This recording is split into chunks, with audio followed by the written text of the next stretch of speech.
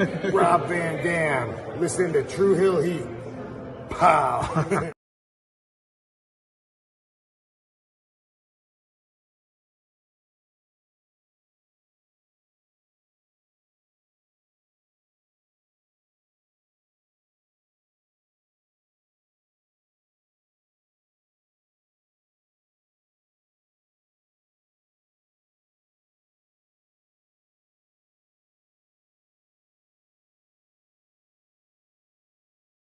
What's up, True Hill Heat? True Hill Heat. What's up?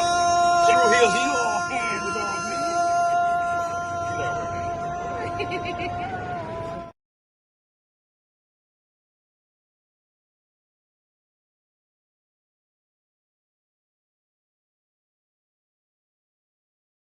Hello everyone, it's the hardcore legend Mick Foley wishing a nice day to everyone there, right there at True Hill Heat. Yeah!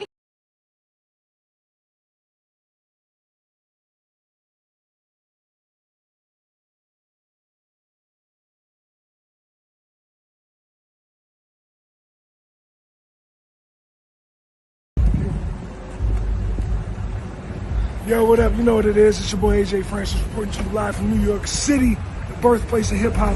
And I'm telling you that I'm only tuned in with True Hill Heat Wrestling. Holla at me.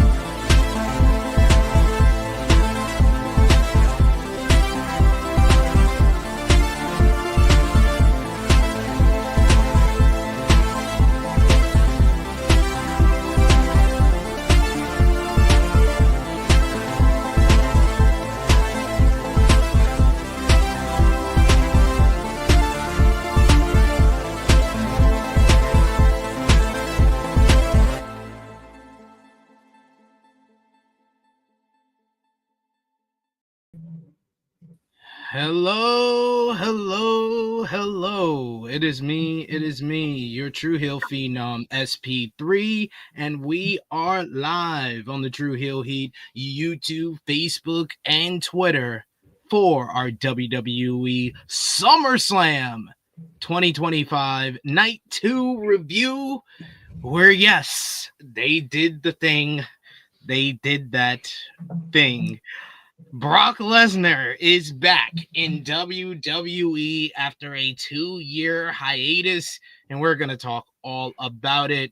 We appreciate y'all for joining us live because we got an all-star panel with us today, because not only do we got my good brother, the one and only True Draw himself, Josh. How are you feeling?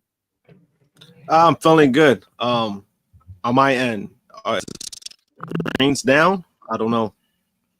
Can't see myself.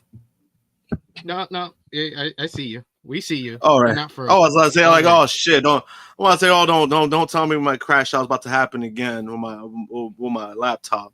Oh no. Don't worry. You're still here with us because we are joined by another good brother. He joined us for the Night 2 review of WrestleMania 41, which had a very different John Cena versus Cody Rhodes matchup that we got last night. So I had to bring him back for the Night 2 review of SummerSlam last night. He is the one and only, your favorite podcaster's favorite podcaster. You know him from the Nefarious Media Patreon, and as well as everywhere, post-wrestling, NWA podcast, and everything in between. The good brother Nate Milton is here. How are you doing, Nate? It's good to be back, Sid. Good to catch up with you, brother. Good to see you, Josh. Always great catching up with you, fellas. But I know what the deal is, Sid. You ain't slick, man. As much trash as you want to talk about this man Paul on these streets, you stealing from his ideas. Because last night Paul was like, I need to bring back somebody that could bring in the ratings. I need to bring back somebody that the people want to talk about. I need to bring back somebody that's not problematic at all. When he brought back this man Brock Lesnar, and you was like, who can I get? Who can I get that'll bring in the ratings? Is not problematic, not controversial whatsoever. Let me holler at Nate. And so I see what you did, Sid, but I'm glad to be here, brother. Yeah, because the person that I brought back is not a part of an active lawsuit. So yes, zero lawsuits. Zero lawsuits for the person that I decided to bring back. But remember, guys, if this review does not go well, I didn't book it. It wasn't me. Like Nate was Josh was the one who wanted Nate to come on. It wasn't me. Josh wanted to work with Nate today. So like, not on me. My hands are clean. I won't be taking any questions from the live chat. All jokes aside, we appreciate y'all for joining us live. We appreciate y'all. I'm taking away from my bid at the opening of True Hill Heat next week, but I appreciate y'all for joining us live. Appreciate y'all if you're watching us on demand. Remember to show your appreciation back. The simplest way possible is by dropping a thumbs up on this video. You can share this video with all your wrestling fans, friends, and family on all your favorite social media platforms. If you're new to the True Hill Heat YouTube channel, hit that subscribe button, hit the bell to stay notified for all the great content here. Of course, you can sound off in the comment section if you're watching us on demand and give us your thoughts on SummerSlam Night 2. Like what you like. If you like last night, if you're excited about the return, it is your opinion. You could say that. Just don't be a dick. Don't be a dick. That's all we ask. That's all we ask. Same thing for the live chat. Sound off in the live chat. We'll try to highlight as many of your comments as possible. We'll have a bunch that show up on screen. But if you want to make sure your comment is read out on the show, if you want to make sure your comment is highlighted on screen, and you want to show your support to the True Hill Heat YouTube channel and what we do here with pay-per-view reviews for all the major events, whether it be WWE, AEW, New Japan, TNA, and everything in between, you can do so with a super chat donation. Any dollar amount matters. It goes back to the contributors that you see on screen with us here. It goes a long way to help the channel grow and move forward. So we always appreciate the support. We got already in the chat with us today, Zach, who says, happy National Chocolate Chip Cookie Day, everyone. I want to see how long Zach keeps up the bit. Every day, Nate, he comes in our chat every time we do a stream, and it's a day. Every day has a day, apparently. I appreciate Zach for expanding my knowledge, because I did not know that every day has a food or something that is the day of. Hey, he is providing a service here. He is the modern day Lori Beth Denberg. He's giving us vital information for our everyday needs, Sid. Deep cut. I appreciate it. We got Gordon Windfalls in the chat. Good to see you. He says, let's see how this affects their PR. No way they're not getting heat. They're definitely getting heat, but I don't think WWE cares about PR. They just care about the bottom line. Like I used to say for years when we started this channel, even back in 2018, I was like, WWE don't care what I say. They don't care what you say. They don't care about what the fans' perception is of the product. They care about the bottom line. And I think more now in 2025 than ever, even during the Vince McMahon era. I think they're kind of saying that and letting it be known that everything that they said before about not wanting their politics to be out in the open, not wanting the different stuff or controversial people. Like Hulk Hogan was away from the company for 2 years after his tape came out. But like everything that they have done, especially in this week and in 2025 overall, just tells me they like F it. We good. which part of me can appreciate it if it wasn't such horrible people. Yes. We got I Make Beats, who says, I'm gonna need a big boy cigarette for this one. Don't smoke cigarettes, smoke blunts. We got Chuck Berries who says, what's good, THH fam? SummerSlam Sunday was much better than Saturday, as I thought it would, but damn, the Beast Incarnate has returned. It was definitely night 2, definitely better than night 1. I think that night 1 was very much propped up. We were all in agreement yesterday. It was propped up by the ending as well as the main event. This one had a better overall show. I think the wrestling in the ring was definitely much better on night 2 than night 1 overall. It just had its issues before the main event, and then the closing angle happened. And it's just like, I can understand if we're going to get a range of opinions on this show. What do you guys think? Do you guys think that it was much better than Saturday? Yeah. I wouldn't say much better, but it was definitely better. There are things that I did question. Placement was one aspect of it. But besides that, I do feel like the Lyra match was great. The Lyra match was great. Opening match was good too for what it was. Those 2 matches were great. Then it kind of did fall off a cliff after that. But I do feel like the main event kind of did bring it back up. Like the main event itself, the match did bring it back up. So I think that's why for me, it's a little bit better than night 1, because night one, I think dragged for too long until the main event itself. I think going into the main event, Sid, this felt very much like WrestleMania, where we had night 1 and night 2, and it was kind of a mixed bag on both nights. But if the main event of WrestleMania on night 2 hit, then I think night 2 overall would have hit better. And I think that's what we got this time with SummerSlam, where it was like, yeah, you could make a case for either night, but I think because the main event, post-match aside, but because the main event hit, I think night 2 was easily better than night 1. Yeah, I definitely agree with that take for sure. We got Gordon, who's a fan of Nate, saying, I can't wait to hear the Nefarious One, a.k.a. Mr. Nia Jax, thoughts on this weekend. There was a significant less amount of Nia Jax than Nate wanted. Very much so. Very, very much so. But I will say, due to the events of this past week, I will be the #1 NXT staying in the building. NXT is now my brand because Nia is there, and where she goes, I will follow. I love it. Fire Jerry Finisher says, shit, I'll blame Dwayne on this one too. Absolutely. Dwayne thought it'd be a good idea, and this is what we do. We please the board of directors. We also got I Make Beats, who says it wasn't SP3. No, never SP3. He don't like the spotlight. Yes, I will. I don't like the spotlight. I don't like being on camera, but I will be on every review and True Heel Heat flagship podcast from here on further. We got Dion, who says a lot of PLE structured like a bad sandwich, 2 delicious pieces of bread with a bunch of mid in the middle. Yes. That's usually how this works. It's usually how this works. We also got King Potato, who says Brock's clause was bringing Vince back to the Fed, or he wouldn't show up.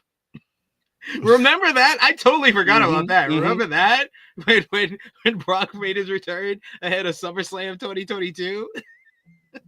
Yep.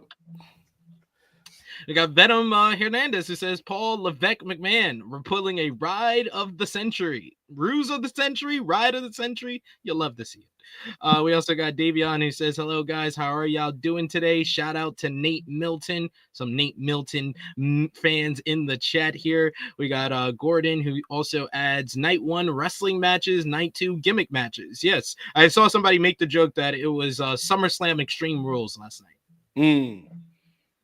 Yeah, there was a lot of redundancy in the match types last night. Like we could have done some switching, mixing and matching between night. Yeah, one and that's I think that's part of the problem I had too. Was like not only the placement, but I was like, maybe this match should have been a night 1 just to balance it out. And it's kind of vice versa for night 1, because night 1 had those 3 tag matches, and I was like, damn, that's a lot of tag matches. And for one night of anything, that's a lot. That's half your show. 6 matches and 3 of them are tag matches. That's a lot. I think that's part of it too. I would say definitely.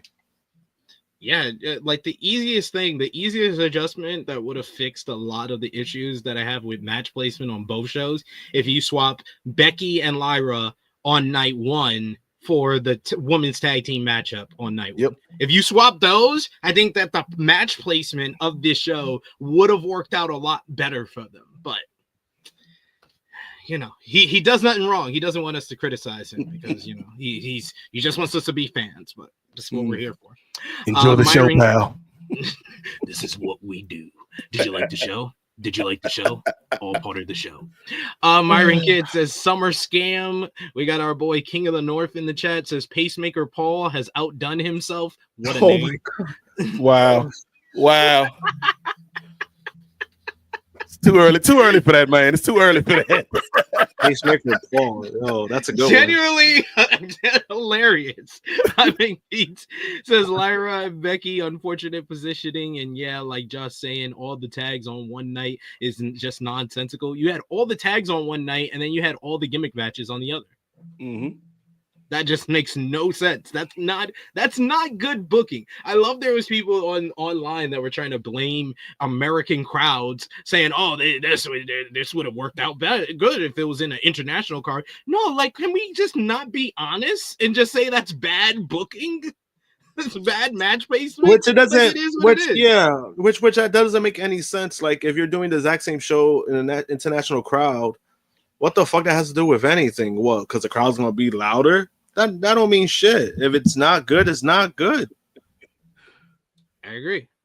Like, I can't say it better than that. But we're gonna get into the show in a bit here. Keep coming with those comments in the live chat if you want to show some love. Send a super chat donation as well.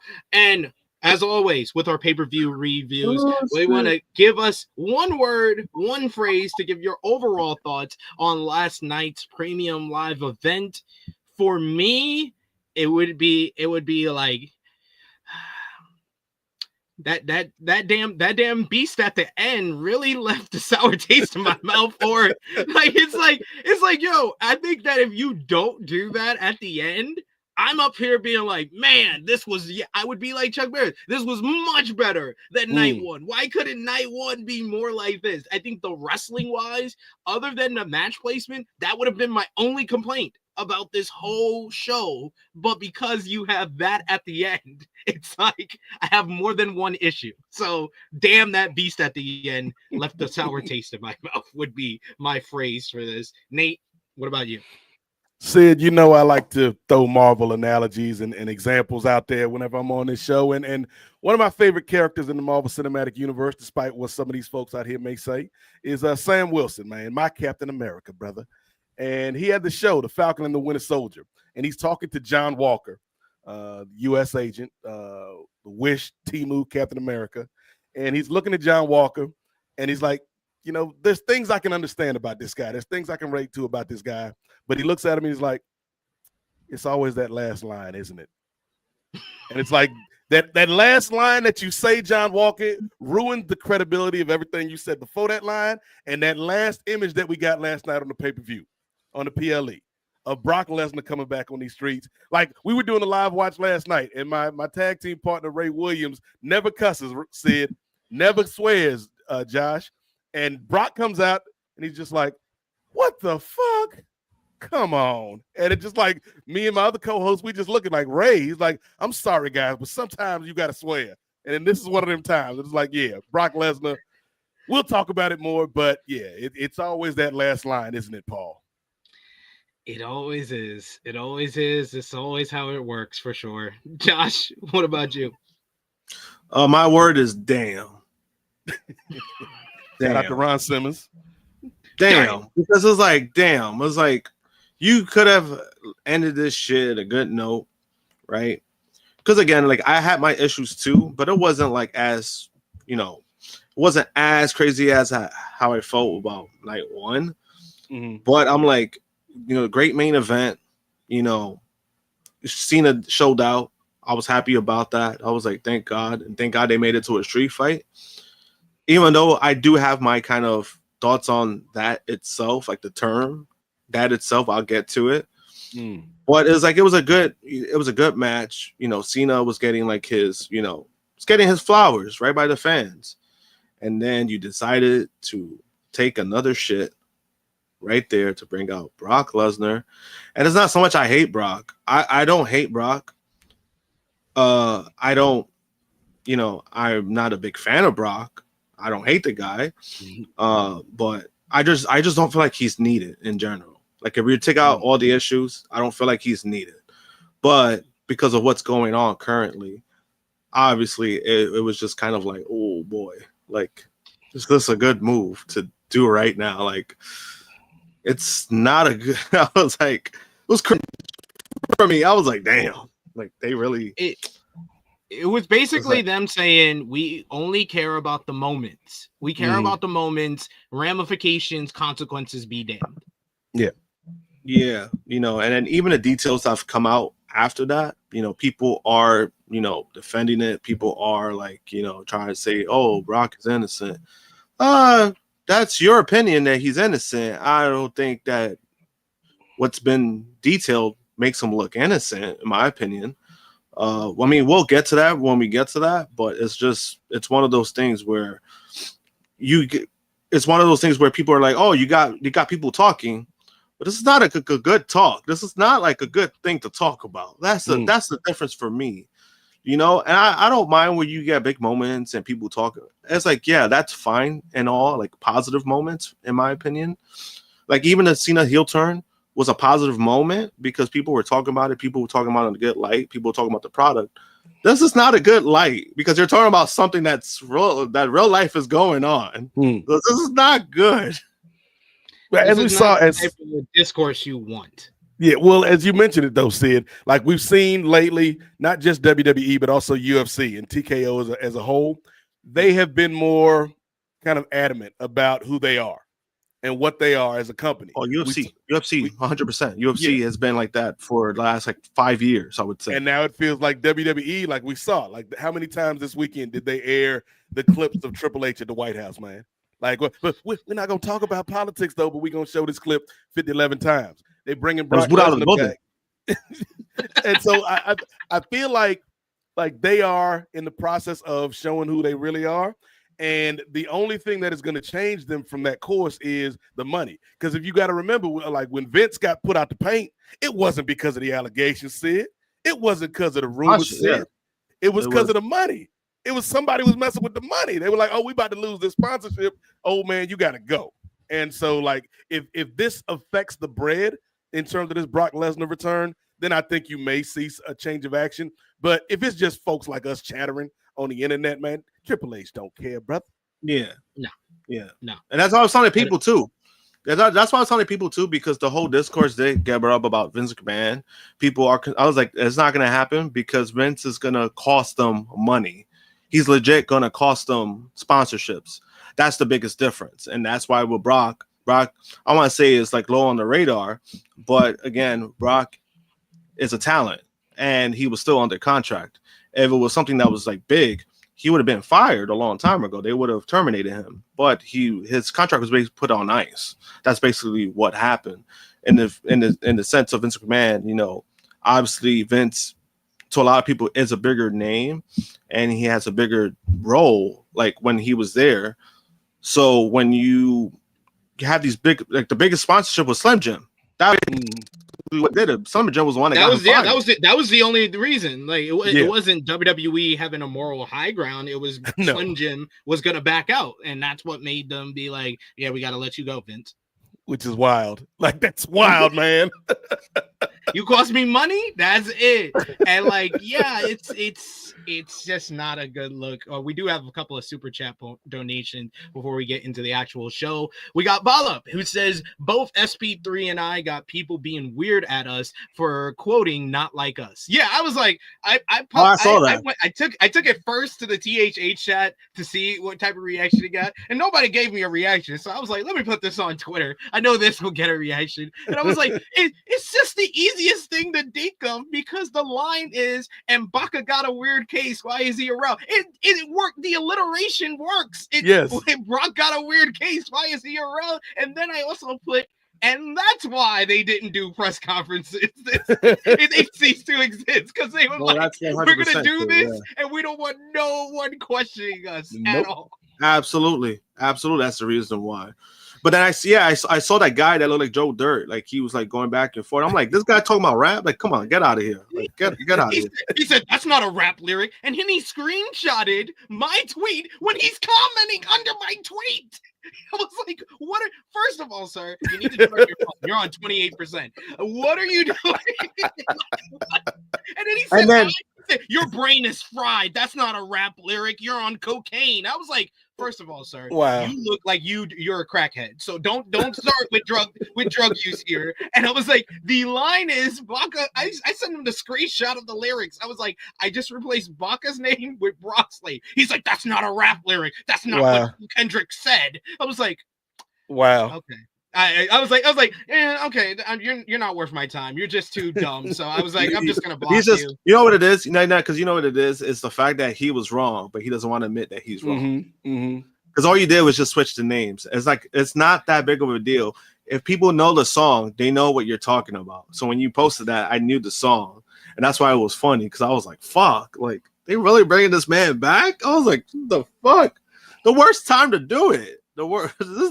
This is such a bad. And then for Triple H to like use John Cena as the scapegoat of like, oh, this is what John wanted. Get the fuck out of here with that. That was wild. That's wild to me. I even had people because I commented under shout out to Shoddy. He put a something about that, and I was just like, yeah, Triple H being a coward. Yeah, that makes sense to me.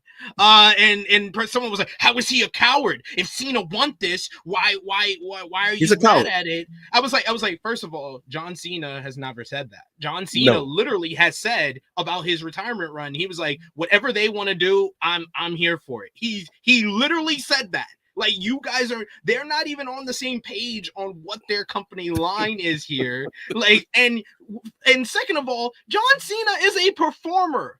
He can probably want to face Kenny Omega and Bryan Danielson. He ain't getting that. So why does he get Brock Lesnar, who is named in an active lawsuit, not only against Vince McMahon, but against the company? Yeah, but then it's not only that, but it's the fact that even if that was the case, right? Oh, this is what John wanted. You're still head of creative at the end of the day. So it's like you're still approving that. Like you're still okay in that. So that doesn't justify anything. Like somebody could want something, doesn't mean that you're necessarily going to give it to them because you still make the final call. So even if John Cena wanted that and you're still making that final call, that still makes you look bad because that's your decision. Like at the end of the day, it's still your decision. And then even the whole aspect of like they removed the press conference, right? And they're like, oh, we want to bring it to the fans. You had your fucking backs turned away from the fans. So don't even try to sell me on that bullshit. Don't even try to sell me on that at all. You just did what ESPN does. You just did what NBA on TNT does. That's all you just did. You just copied and paste what they already do. And that's it. Just call it like it is. And they only did press conferences in the first place because AEW were doing them. That's the only reason that they did it in the first place. And I just gotta put out there because maybe some people are coming in a little bit late here. Have your opinion. If you're happy about Brock Lesnar being back, that's totally fine, and you can express that in the chat. And I'll try to highlight as many of your comments as possible. But what we're not gonna do is victim shame and say stuff about Janelle Grant. So the person who did that in the chat, you're being put on timeout. You can come back after 5 minutes. And if you want to express that you're happy Brock Lesnar is back, feel free. Don't be a dick to us. Don't be a dick to people who disagree. And don't be a dick to victims in this situation. That's all I will say. We do have a super chat, a donation here from our boy I Make Beats. We appreciate that. He says, I'm broke, but take my money. I really appreciate it. I Make Beats. Appreciate all your support as always, brother. Yeah. And then we finally get. Well, no, I was gonna say no, because like I saw the person. It's always the assholes that I've never seen in the chat. I never see these fuckers, and they always want to say some dumb shit. So obviously they're doing it for a reaction. If you want a reaction, go fuck yourself. I mean, that's the reaction you want. Hey, I'll say it. I'll say it. Go fuck yourself. Hit him with that Christian Cage. Yeah, I'm just saying. Because obviously that's what they want. So I'm gonna give you what you want. Like, you know. I tried to put it as political as possible because my new name is SP3 Levesque. Bala says also doesn't matter which side you fall on it. Canceling pressers for this is wrong. It's wrong, and it also just basically cowardly. It's cowardly. It's very cowardly. It's very cowardly. Ducking smoke. Because like you know what it is too. Right. And this is something me personally, I didn't like the press conferences just because of, you know, it's you don't really get hard hitting questions. Right. And then when you do, you get shit on. Right. People, you know, like the person like Triple H will shit on you for it. You really don't get the real answers. Right. But then you have like people who go there for content. So obviously they'll ask like weird questions, mock them, ask weird questions where it's just like, why is this here, right? That's just my personal take on it. But what they don't realize too is that you kind of took money out of people's pockets because there's people who go to that press conference, create content. They're there for a reason. They're there to, you know, they get paid to be there, even within their jobs. And then now you take that out. So now it's like now they have to find a way to make that money back. They have to recuperate that. That's one of the things that people actually don't see when it comes to that. But the fact that you decided to do it this weekend, like out of all shows, you decided to choose to this weekend, and then to what we got to come out, it's like, oh boy, like it just looks all bad. Because honestly, even if Brock doesn't come out and they say, oh, they removed that's probably a low talking point. But the fact that Brock came back and then that happened. There's zero coincidence to that, in my opinion. And you know, I like to be biased here. I will give them credit for canceling the day before they did it, so it doesn't look as bad if they did it on night one and they didn't do it on night two. Yeah. It would have looked worse. Yeah. Yes. It would have looked worse if they did it night one and they canceled it on night two. Yeah, because apparently people found out halfway through the show. Apparently, people were at the we haven't got no announcements. I got the message from Rick and John Alba who were at the event for Sports Illustrated, like after like the first or second match of night one. Yeah, like, so they were like kind of waiting. They were waiting to what's going on to get told, and then all of a sudden they said like, "Oh, we're not doing them anymore." It's like, oh, that's why. And Chuck Berry's with a great comment before we get started here. He says, Josh says, "Go fuck yourself," and SP3 says, "Go find yourself." Cope and Christian here. SP3 Cope and Josh Cage. All right, let's finally get into the opening matchup. Well, first we saw Solo Sikoa and the MFTs arriving at the building. Jacob Fatu, Lyra Valkyria, Becky Lynch, Cody Rhodes. Lynch got a big reaction. Cody got a big misreaction, which would give us a teaser for what would happen later in the show. We got our second show intro for night two, which once again was narrated by comedian and social media star Drewski. It was 82 degrees Fahrenheit as the show started, about 5 degrees warmer than the night one. And of course, the person who never wants to go against the spotlight had to kick us off. You know, Cardi B, you can take off tonight. You know, you did enough night two. This is how you do a real intro with no teleprompter. Paul Triple H Levesque is here to his music. He was already at ringside, so he wasn't a full entrance. He told the audience they were part of the biggest SummerSlam in history. He asked them, and he says, if you thought night one was something, it's not. We ain't even get started yet. You ain't seen nothing yet. He asked them if they were ready, and they responded in affirmation as Michael Cole and Wade Barrett are our announcers for the show. And our opening contest was for the WWE Women's World Championship. Rhea Ripley and Io Sky challenged Naomi for the title. Naomi got the big time superstar entrance as her father, Sean McRae, who is a professional guitarist, actually played her to the ring. I thought that was a nice touch and a beautiful, beautiful moment for Naomi, who was able to get kind of the big superstar entrance now that she's the champion. And the match started, and the story of the matchup was pretty simple. It was Io Sky and Rhea Ripley have unfinished business because of what happened at Evolution. And Naomi was just like, hey, you guys finish y'all business. I'll wait out here. So she started off the matchup leaving the ring, thinking that she could just let the other two battle it out. But she soon learned that that wasn't going to cut it for them. So they would basically surround her and bring her back into the ring. And the teamwork between Rhea and Io was evident right from the start. That teamwork would eventually come to an end when Rhea delivers a big boot to Io by accident, which leads to some offense between all three ladies here, accidentally booting Io. Naomi took out both women with a flying crossbody. Naomi was in a bit of complete control of both women for a little bit here. At one time, they took turns falling out of the ring.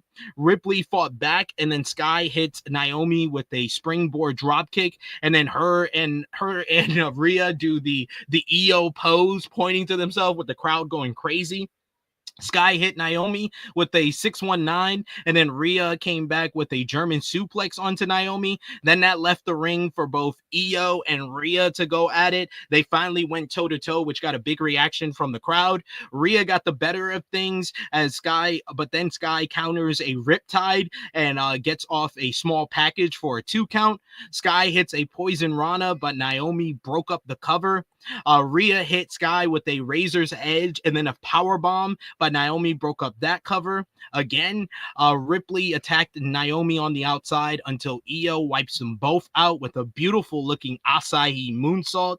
With her opponents down in the corners, Io starts ripping off the big running knee strikes, the bullet train in the corners repeatedly, which looked really good there.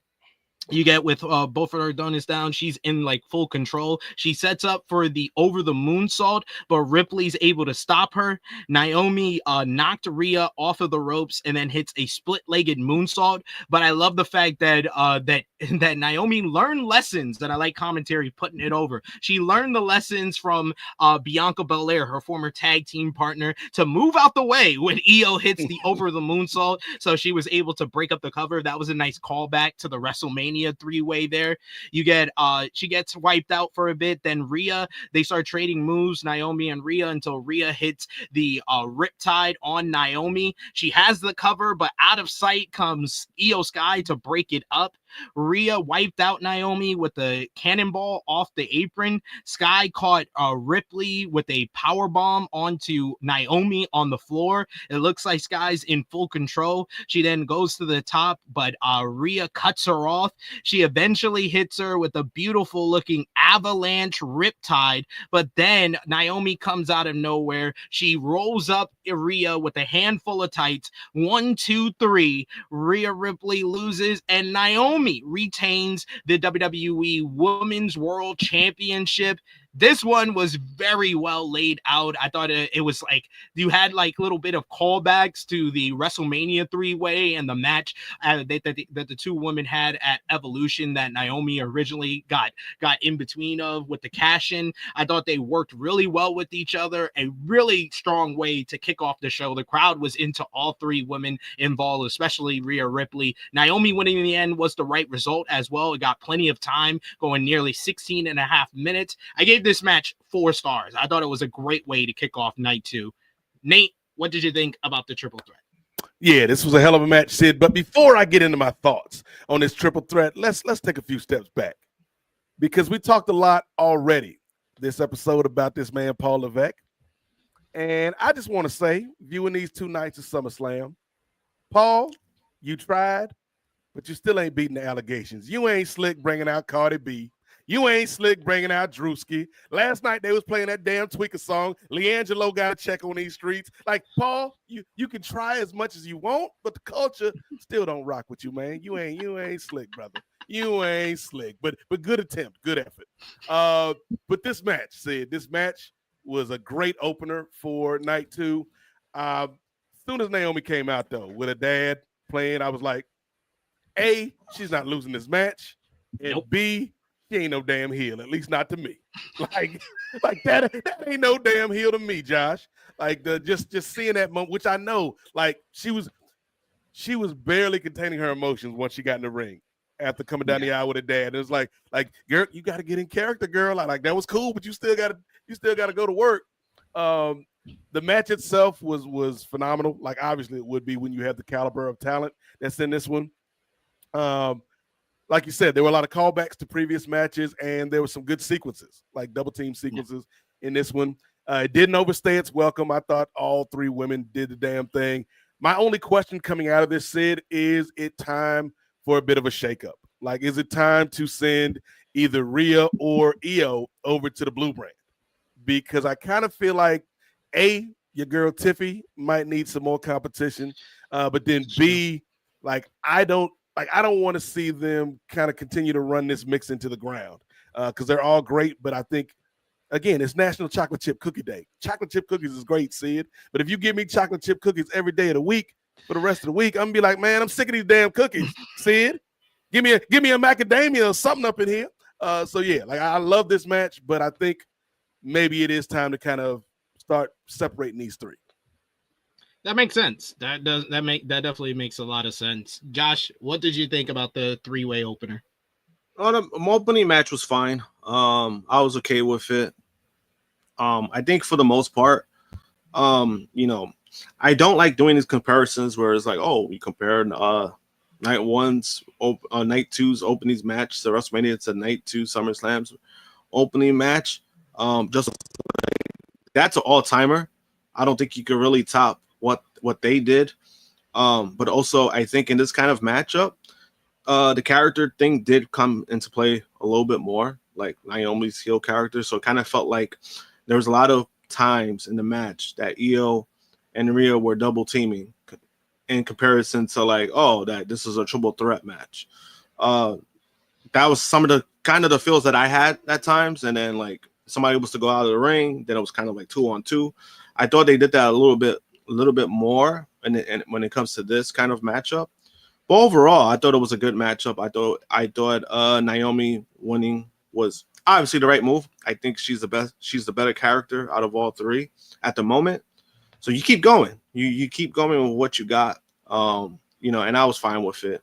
It's just now when it comes to Rhea, what they're gonna do with Rhea, she got pinned, and it's just like, I don't know, bro. What do you do from here? What are you gonna do from here? Because I'm like, you getting all these opportunities for the world championship, you ain't winning. Like you fumbling.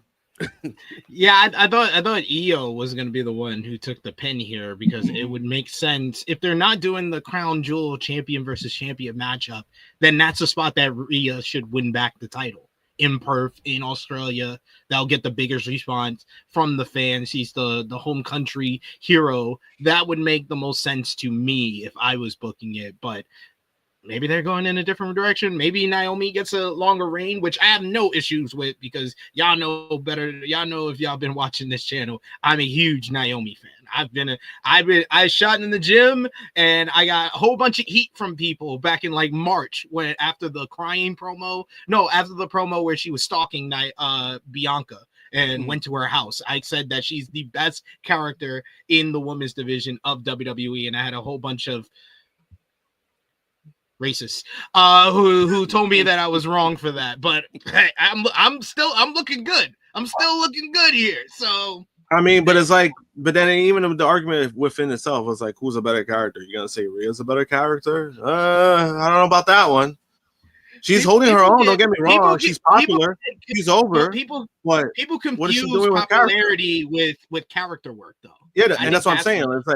It's and that's what I'm saying. It's just what is she doing? That's she comes out and she gets one of the biggest reactions. I understand that, but I'm what is she doing with her character itself? That's this is must see. I gotta see Rhea.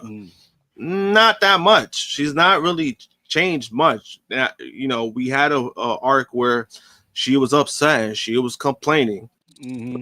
Because of her complaining, she got her way at WrestleMania. And then she still fumbled. She fumbled that too. So it's how is that a great character? I don't know. I'm just saying. Fair point. Fair point. We got Chuck Berries with a super chat donation here. Thank you so much, Chuck Berries, for the support. He says, being that Crown Jewel is in Australia this year, do you see Rhea beating Io Sky for her first win against her, or winning the women's world title again, or neither? I would say the direction they should go is Rhea winning the Women's World Championship against Naomi at that event. I think that a 3-month reign is good for Naomi because you're just establishing her in the upper echelon of the women's division. And if she got the win here against the 2 top stars, she might get the win at Clash in Paris against a rising star in Stephanie Vergara. That means that she has wins over the top 3 baby faces. So I think after that point, you can kind of end the reign. You can end the reign at its peak, basically, when she loses at Perth against Rhea Ripley at Crown Jewel. But if they're doing the champion versus champion matchup at Crown Jewel again for the Crown Jewel Championship, then yeah, you can probably do, if you want to give Rhea still a big matchup, you could do Rhea versus Io, number 1 contender, and she gets her first win over Io Sky. That's a good shout because I didn't think of that before. So good shout by you, Chuck Berries. What do you think, Nate? Yeah, if she's not in the title picture, I think running it back with Io would be fine. Because they had a hell of a match at Evolution. They always have good chemistry, so I'm cool with that. Again, I'm kind of stuck on the idea of making some changes in terms of the roster construction. I would swap Bianca for Rhea. That would be the first move I'd make on the women's roster. Because again, I feel like Tiffy is just kind of treading water. Like she's a great athlete. She's solid in the ring, but I don't think people buy into her character. People are into like it's Tiffy time and all that, but they're not really into her in the way you should be your top babyface in the division. So I would love to see Rhea go over there and take that belt off of Tiffy, and then we keep the belt on Naomi over on Raw and tell that Bianca story. Because to me, if you talk about character work, Sid, if you talk about, we're telling stories, kid, like that to me is the best story you can tell on the women's roster, regardless of which show you're on, is Bianca and Naomi finally coming to a head. Yeah, I think like the perfect scenario would be Bianca winning the Royal Rumble in January, and her 2 choices is either WWE Women's World Champion Naomi or WWE Women's Champion Jade Cargill. If you put her in a scenario where she has to pick between her two former friends, then I think that's the perfect scenario, because either way you're not wrong. Because still, despite all my issues with Bianca, with Jade Cargill's booking, she's still viewed as a major star. You've already established that tag team. It's lesser of an intriguing matchup than it was like 6 months ago, but you could still salvage it by putting them on the WrestleMania card. But thank you so much, Chuck Berries, for the super chat donation. Next up, we would see Tyrese Halliburton, who is still recovering from his torn Achilles. He's here in Jersey at MetLife Stadium for SummerSlam. He got massive boos in the New York City area. You tore stay the fuck home. Stay home.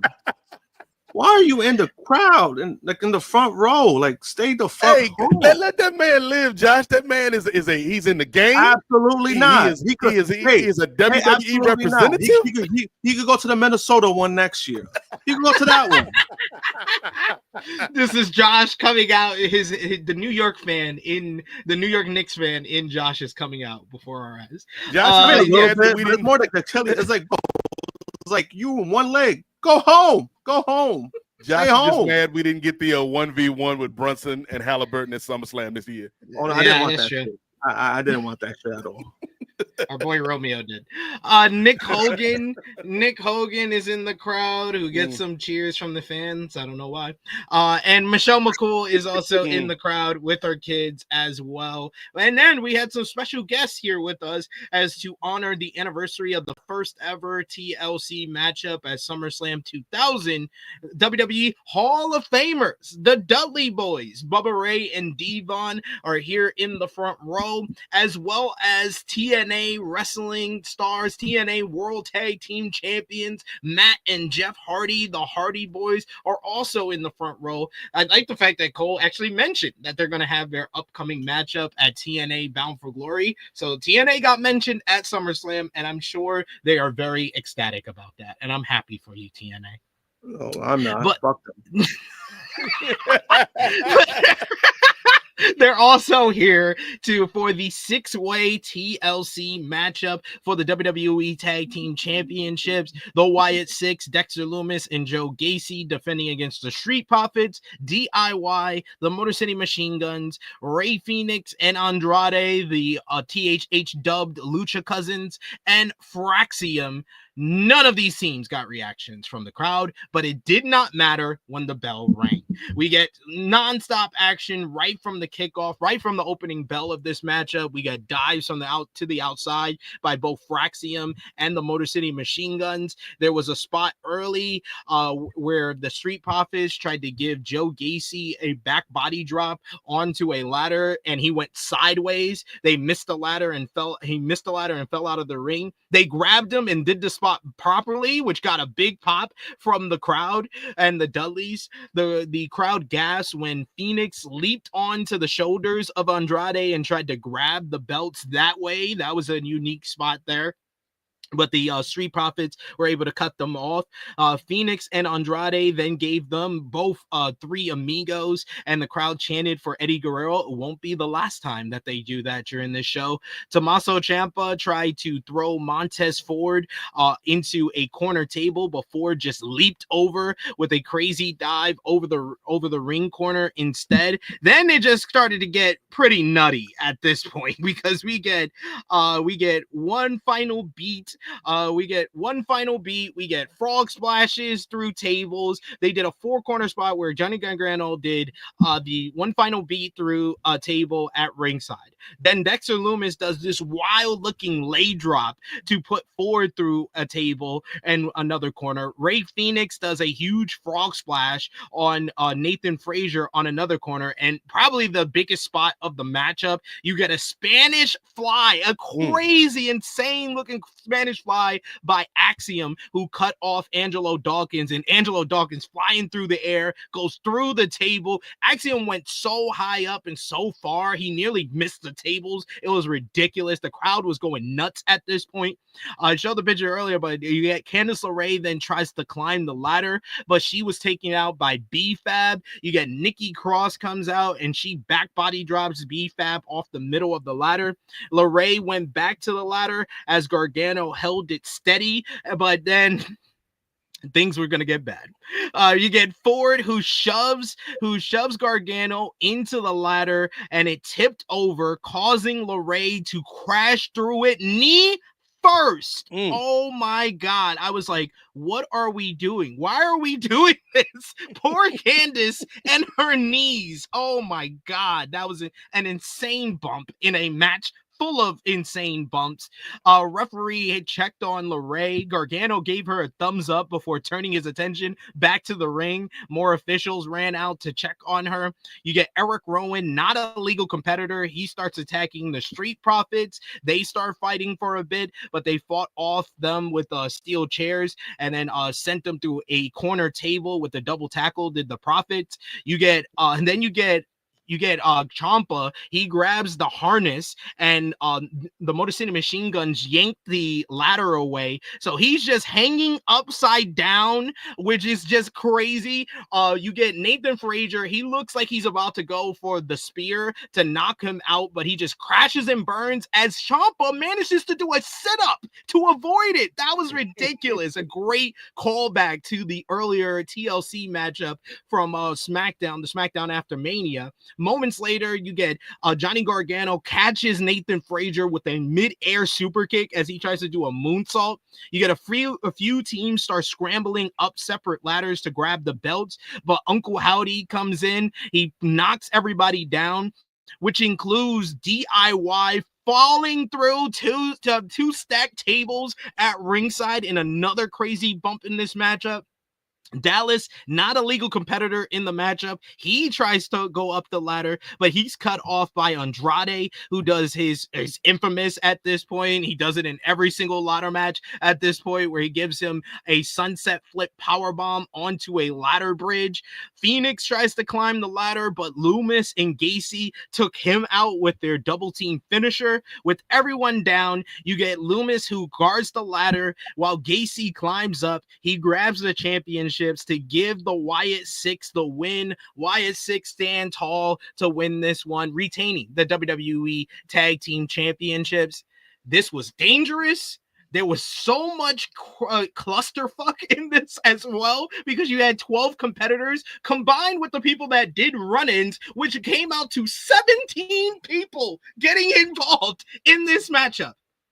But my lord, I loved every minute of it. This was fucking awesome. This was awesome insanity. This was a goddamn spectacle. And despite none of these teams getting reactions during their entrances, they got some of the biggest reactions for this action involved in this matchup. This was an absolute, lovely, splendid car crash in every way possible.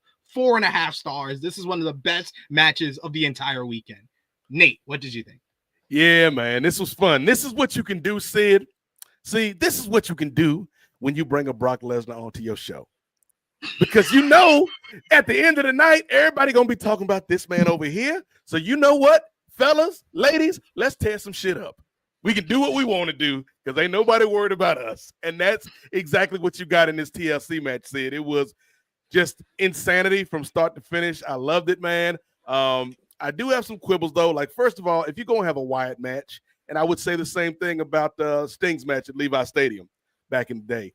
If your character is built on dark and mysterious, don't have him coming out here at 4 o'clock in the afternoon, man. Out here looking like a bunch of Spirit Halloween rejects. Like, come on, baby. Ain't nothing threatening. Ain't nothing mysterious about you. We can see everything. We know that's you, Nikki. We know that's you. You ain't scaring nobody. But that aside, I love the construction of this match. I love the callback to that original TLC, man. I thought the inclusion of, the women and the other members of the Wyatt Six took it up a notch. Like, shout out to Candice LeRae, man. Shout out to Candice LeRae for taking that spot onto that ladder. Like, that was amazing. All the succession of just when it was like, you know what? We are going to earn our Slim Jim table sponsorship money in this match alone, because everybody getting through some tables. And that was cool. My only disappointment is the end of the match felt a little bit anticlimactic in the way that the Wyatt Six won. But that's a small quibble. I thought all of these teams, like you said, Sid, they didn't get much of a reaction when they came out. But by the end of the night, like, this was one of my favorite matches of night 2. So salute to everybody, man. But yeah, come on. If you're going to be the creepy, mysterious gang, come out after dark. At least wait till dusk. Wait till dusk to do your little creepy thing. I didn't show the picture, but this picture just makes them feel like, they went to Party City and they just got dressed. It's like, come on, it was man. like, we thought we were coming to a haunted house. We didn't know that this was just a regular party. Josh, what did you think about TLC? Before I get to the match, I did see some people were talking about about the start time being at 6 o'clock and stuff. What you got to understand is that when you're in New Jersey, you're trying to get out of there as fast as possible. So of course, there was a good starting time at 6 o'clock. The show ended like 9:30 because you don't want to be stuck out there. It's a dump. It's disgusting. Damn. You don't want to be stuck out there at 1 a.m. Who wants to do that? So I understand why they started early. Like, I don't think that was the issue at all.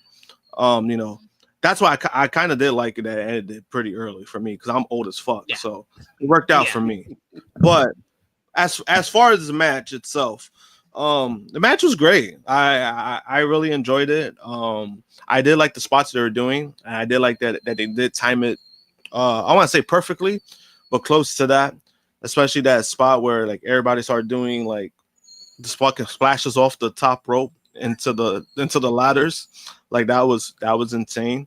Candice LeRae, you know, this is kind of the glimpse that I saw from her from the indies. So it's kind of cool seeing that again, because she used to take like these big bumps, these kind of crazy spots she used to do in the indies. So it was cool kind of seeing that, kind of, you know, gave me flashbacks to that. But then, you know, I had the Wyatt 6 winning. I had them retaining. I really didn't see another team winning the match itself. But overall, I enjoyed the match. And I was even talking about it on the watch along, where I was like, you know, where this ladder match, yeah, there was a lot of like craziness, but it was kind of like tame craziness, where it's like it felt like guys knew what they were doing, compared to like TNA, where TNA their ladder match, I thought that was like a shit show, because you had motherfuckers going through ladders, the ladders weren't breaking. So that kind of came off like more like clunky and more like fucked up, or it's like, oh shit, like this shit looks bad. And this, in WWE's case, yeah, it was a lot of custom because there was a lot of people involved, but it was kind of like everybody played their part, what they needed to play, and it looked better. Like on the eye test, it looked better when it comes to that, because they were still doing crazy shit without like overdoing it or feeling like somebody got hurt, or you're like worried about somebody like, oh my god, this person just broke his leg or some shit. So that's what I liked about it as well. Yeah, this was awesome. This lived up to the TLC matchup from 25 years ago. It lived up to the TLC matchup we saw earlier this year. This was very well done by everyone involved. And it's the reason why the tag team division has been the highlight by far of Friday Night SmackDown this year. Like, it's not even a joke how much they lap everything else on this show. And I agree. Yeah, the Candace spot was just insane. Yeah, which I think that's what they wanted to do with the tag division, but at the same time, the reason why it you know, like, that's good that it's on SmackDown, like the stuff they're doing is on SmackDown, is like they end up having great matches on SmackDown, but that also kind of hurts it because it's like, well, they're never used on PLEs, and I'm like, these guys kind of deserve a spot on PLEs. Yeah. You know, don't tell me that, you want to have your 5 matches for 3 hours. You can easily put that. You can easily put that on a fucking card, like, 6 matches. You can have 6 matches. I think 7 is a sweet spot for me. So I think that's the only thing that really kind of hurts. Maybe that's why the reaction wasn't, because there's a lot of people. Because I know there's a lot of people who went to SummerSlam who don't watch the weekly shows at all. Mm-hmm. So it's kind of one of those things that maybe that plays a part of why the tag teams weren't getting the reaction that they were getting. Like certain places, obviously smaller crowds, it's better. But when you're doing a stadium show and then you have people who really don't watch it weekly, that's kind of the result you get. But overall, I thought the match was great. Yeah. Once the bell rings, they can deliver. These teams are some of the best in the world, so I'm happy they got the chance. And yes, if you do a 2-night event, we should have the tag team titles on the line, please. At least one of them. Then it was WWE basically showing themselves. They showed Triple H at the White House with Donald Trump. They did not show the live crowd's reaction. Apparently, they muted the crowd because they got booed on night 1, so they muted the crowd this time. They didn't want to get a lawsuit from Donald Trump. They replayed Seth Rollins cashing in different international broadcast teams' reactions to it. There was a video package for the next matchup with Greed by Royal Lynn, as it was next up WWE Women's Intercontinental Championship up for grabs. Becky Lynch defending against Lyra Valkyria in a no disqualification, no count out matchup.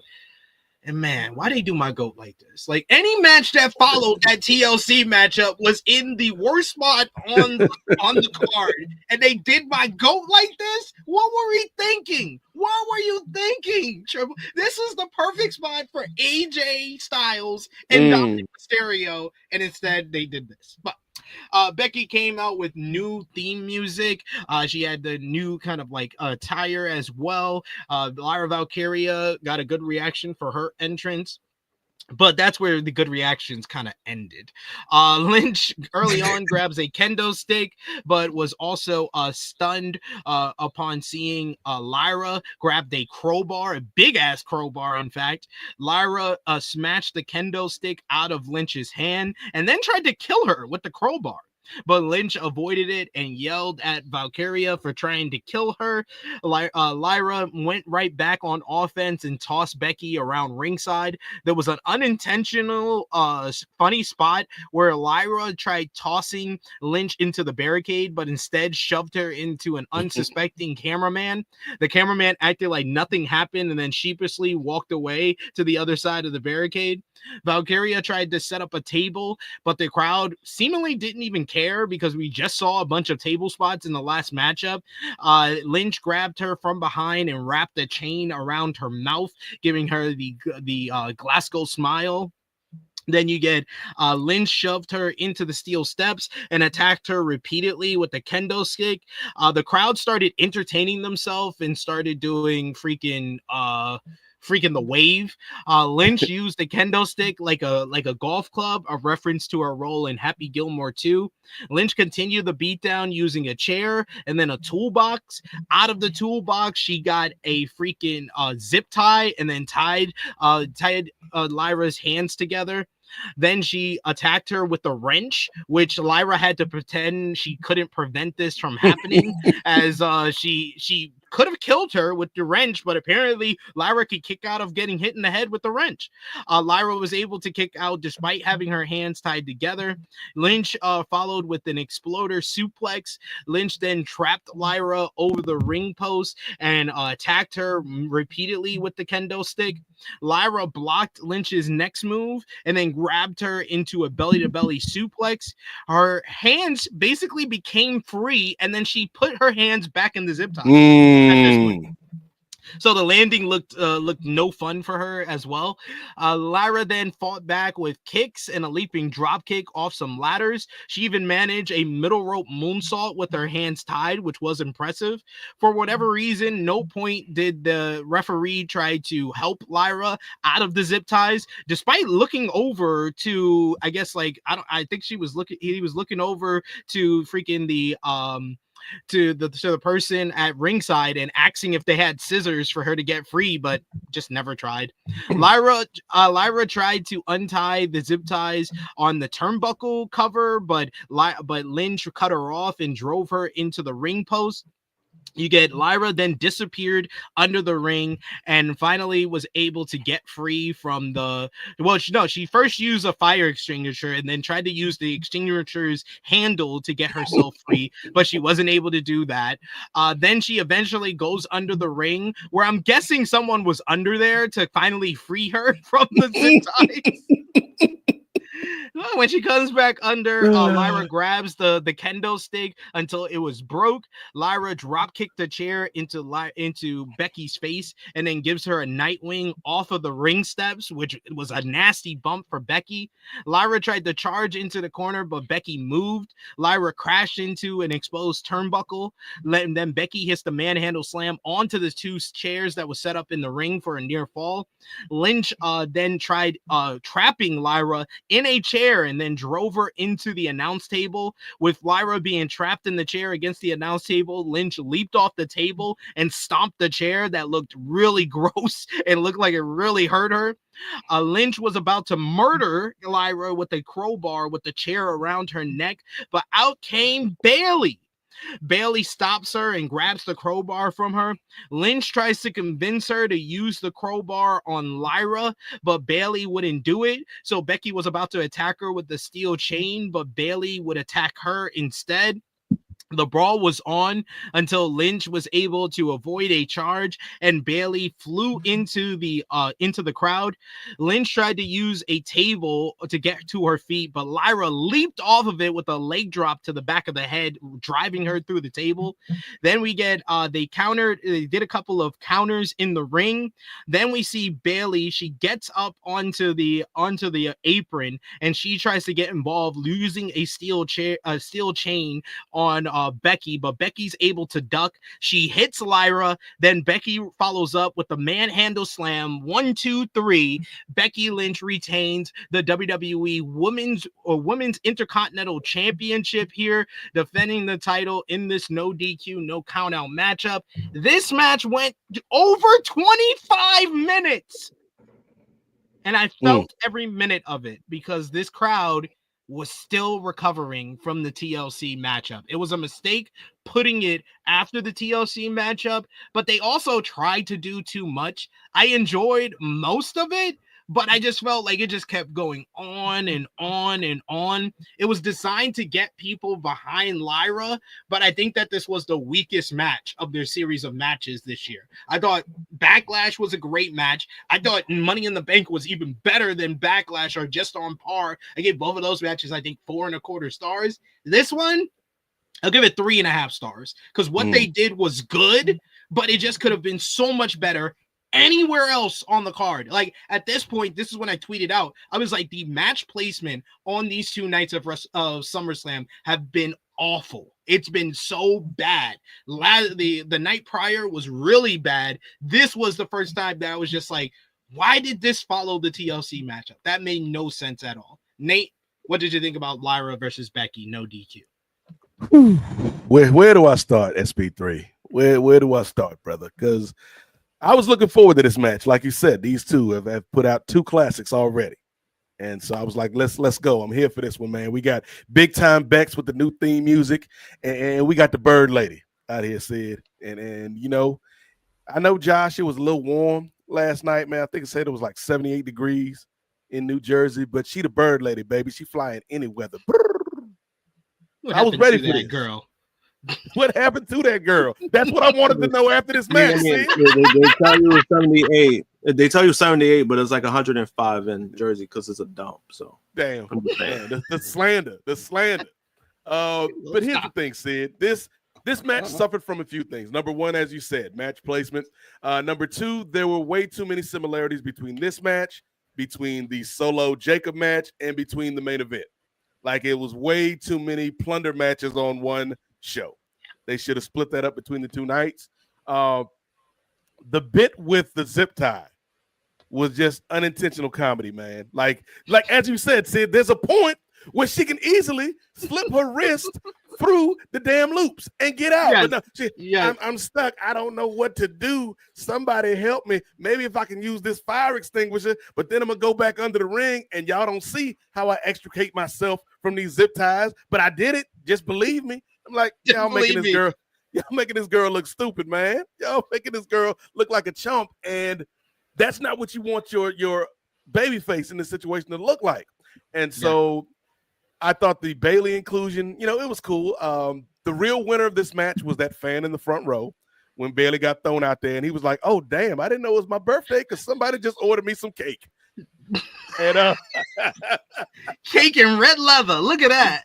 Amen. But I'm with you, Sid. Like I'd say this is a 3.5 star match. Like they tried hard, man. They were trying for something. It just didn't hit because I think the zip tie gimmick was a little too cartoony. Like the zip tie and that huge ass wrench, like that big ass comically oversized wrench, was a little too cartoony for what they have. The oversized wrench, oversized crowbar. I was like, what is this? Like did the Carrot Top book this match? All these damn props. But like I said, I knew Becky wasn't gonna lose when they gave her that new music. I was like, oh damn, Def Rebel been back in the lab.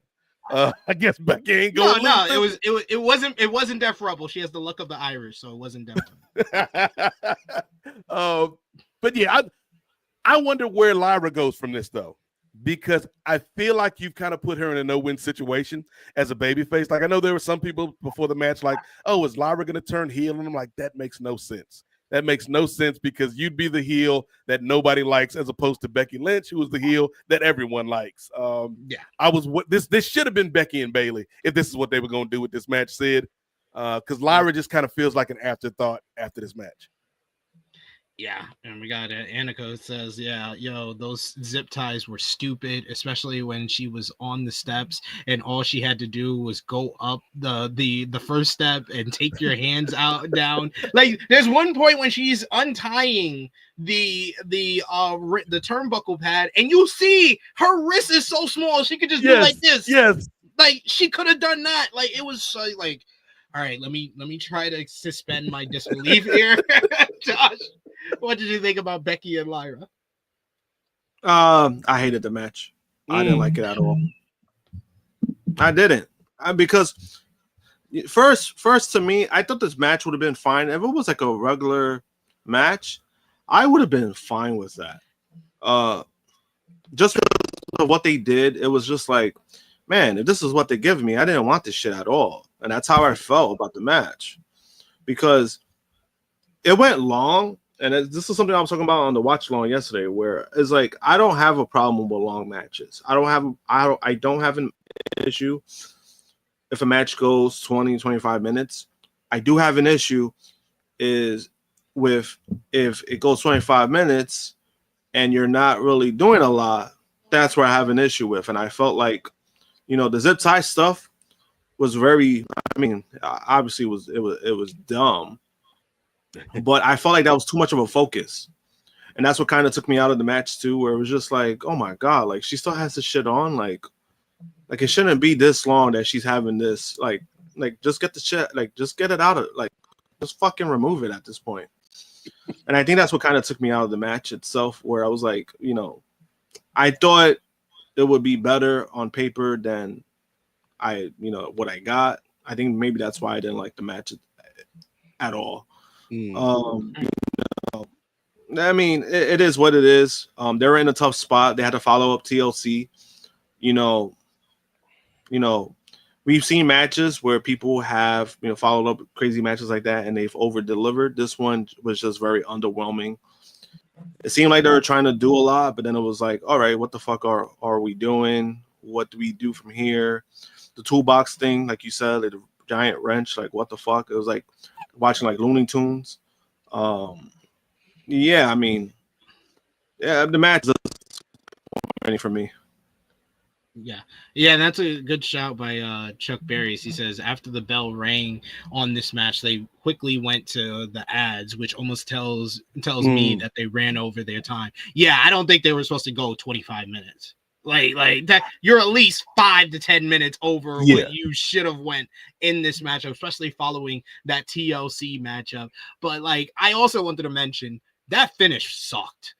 That made Bayley look like a fucking idiot. Like, she just stood there. She stood like a clown. Becky did not touch her. She just like, oh my God, I hit the wrong person. 1, 2, 3, and she's like, and then she slips in at the end after the It was just like, dude, why did they book that? Like, oh man.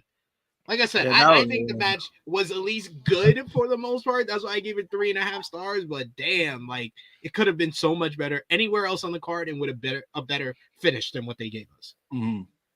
Yeah, like I said, it's unfortunate. I really wanted to like the match, and then watching it started to drag, and I was like, man, just hurry this shit up. Like it got to that point, and then the Bayley stuff just didn't really help for me. That whole aspect of like, oh, Bayley should turn heel. Like somebody brought it up yesterday. I think it was Alan. He always comes up with horrendous ideas. No offense to him. Oh, have Bayley join Becky and then they go after the tag titles. No, I don't want to see that shit. Don't do that. Don't fucking do that. Please don't do that. They're gonna probably do that shit eventually. Like it's just. I would have preferred if they just did it here. If they just had Bayley use the crowbar. I was expecting that. I honestly, at this point, I'm like, that would have been a better finish than what we got. Yes. Maybe. It's just one, I don't know. It was just like, she threw it down, and I was like, oh, all right. And then I took a shot at him. I was like, oh, you see, look, you're not getting your Vince Russo booking idea tonight, I see. Well, you know what WWE should do after a TLC matchup, after a no DQ matchup? Steel cage match. Oh my God. What the fuck Oh is my this? God. Yo. Oh my God. Like, what in the TNA lockdown is going on here, Sid? My thoughts exactly. Like, what is this? What am I watching? TNA Lockdown meets freaking Extreme Rules? Like, what the hell? And we said it yesterday. I said it yesterday. I was like, I think that's what they're gonna do, because I was like, they're not gonna put a cage match right before the main event. So I was like, that match is screwed no matter what. I was like, that match is fucked. So, and you kind of saw you saw why it was fucked, but we'll get to that. Yeah, we saw Jelly Roll, Metro Booming, Tiger Lily Gold, and Russell Wilson, new Giants quarterback, in the front row for the show. And then that upset it, John. That upset it, John. I was like, John, that's our quarterback. What are you talking about? He said, mine? What do you mean mine? One steel cage matchup for the United States Championship is next. Solo Sikoa defending against his cousin Jacob Fatu. They did announce before the matchup, you win by pinfall submission or escaping the cage, and I was like, oh no, don't do this to me. Cole tried to put over Sikoa by saying that he hasn't been pinned since losing to Roman Reigns in January. He's only had 4 singles matches since then, and 2 of them went to a no contest. Just so you're aware. In fact, he's only has four singles wins in 15 matches so far this year. So congratulations. Sikoa had the early edge using the cage as a weapon. Fatu would fight back though when Sikoa tried driving him into the cage again. Fatu no-sold it. Fatu hit a running hip attack and then consecutive double jump moonsaults, but Solo somehow, some way kicks out. They make a big deal of this, saying that this is the first time that anyone has kicked out of Jacob's double jump moonsault in WWE. Fatu Fatu tries to escape the cage, but Solo cuts him off. Solo tries to escape the cage a couple of times through the door, but Fatu's able to cut him off, grabbing his leg and then fighting back. The two men were going back and forth with big strikes and big moves, but then we get the MFTs coming to ringside, and this is where this match kind of went to crap for me. The MFTs surround the ringside area. They look like they're going to attack, but we get the music of Jimmy Uso hits. Big Jim, he comes out and he starts fighting off the MFTs until Tala Tonga cuts him off and drives him into the steel cage. He hits him with a big boot and then drives him into the steel cage. Fatu could have escaped the cage, but he told the referee to lock the door because it's all gas, no brakes with it. Fatu turned around and Sikoa hits him with the Samoan spike for a near fall. They followed the zip tie spot with a freaking handcuff spot in this matchup. God, kill me now. Like, what are we doing? like honestly, who booked this show? What are we doing? Tala Tonga, he climbs up the side of the cage after Fatu fights off Tonga Loa and JC Mateo.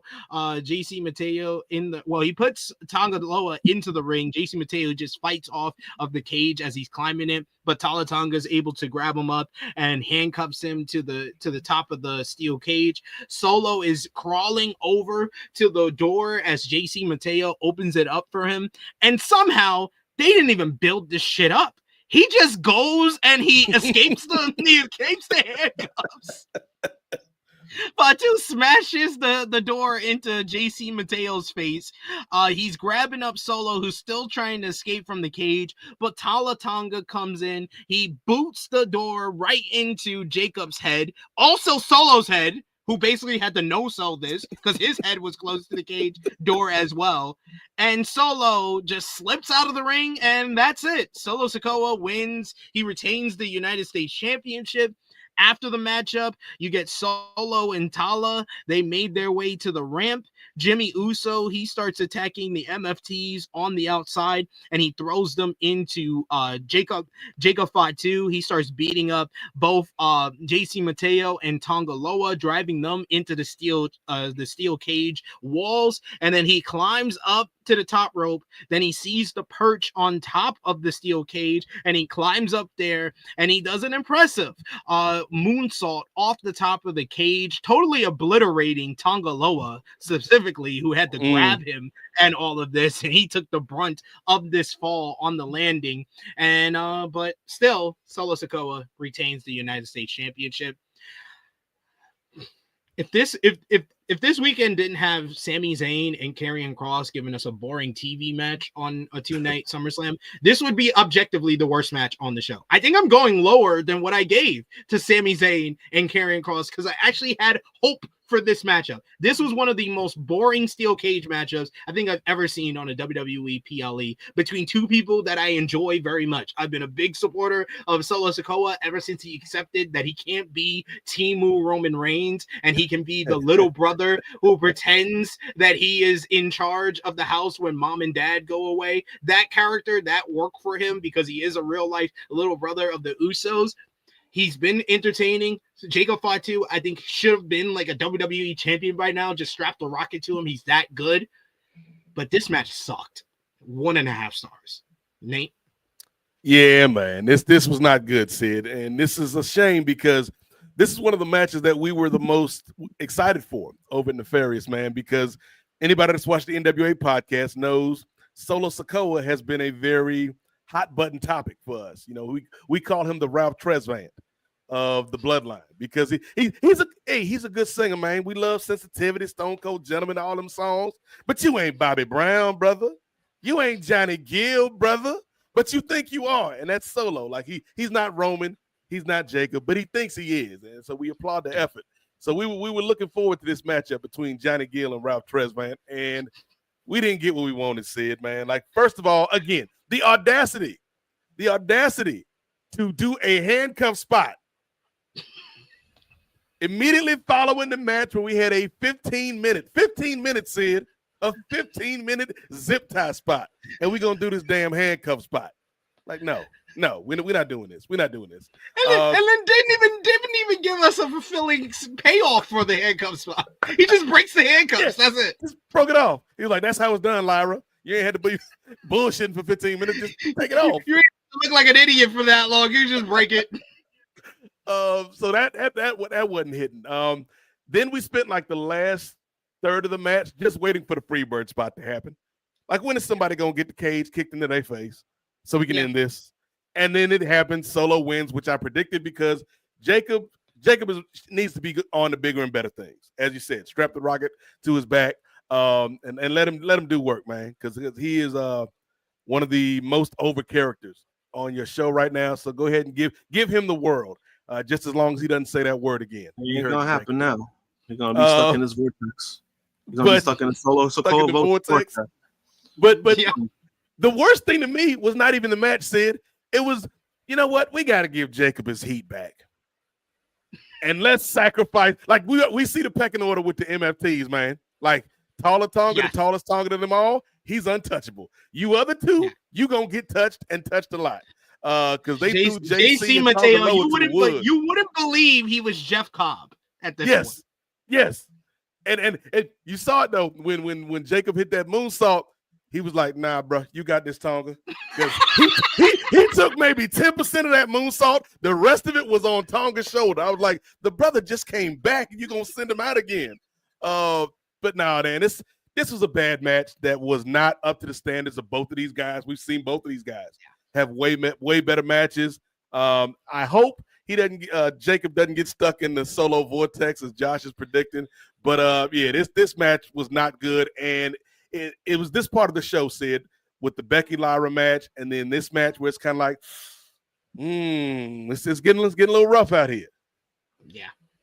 I was questioning a lot about this show at this point, and it got better from here. I will say that it got better from here, but yeah, this was the rough stint of the show. These two back-to-back matches with two awful finishes. The finish is it's inexcusable after the finish of the last matchup to finish a steel cage match like that.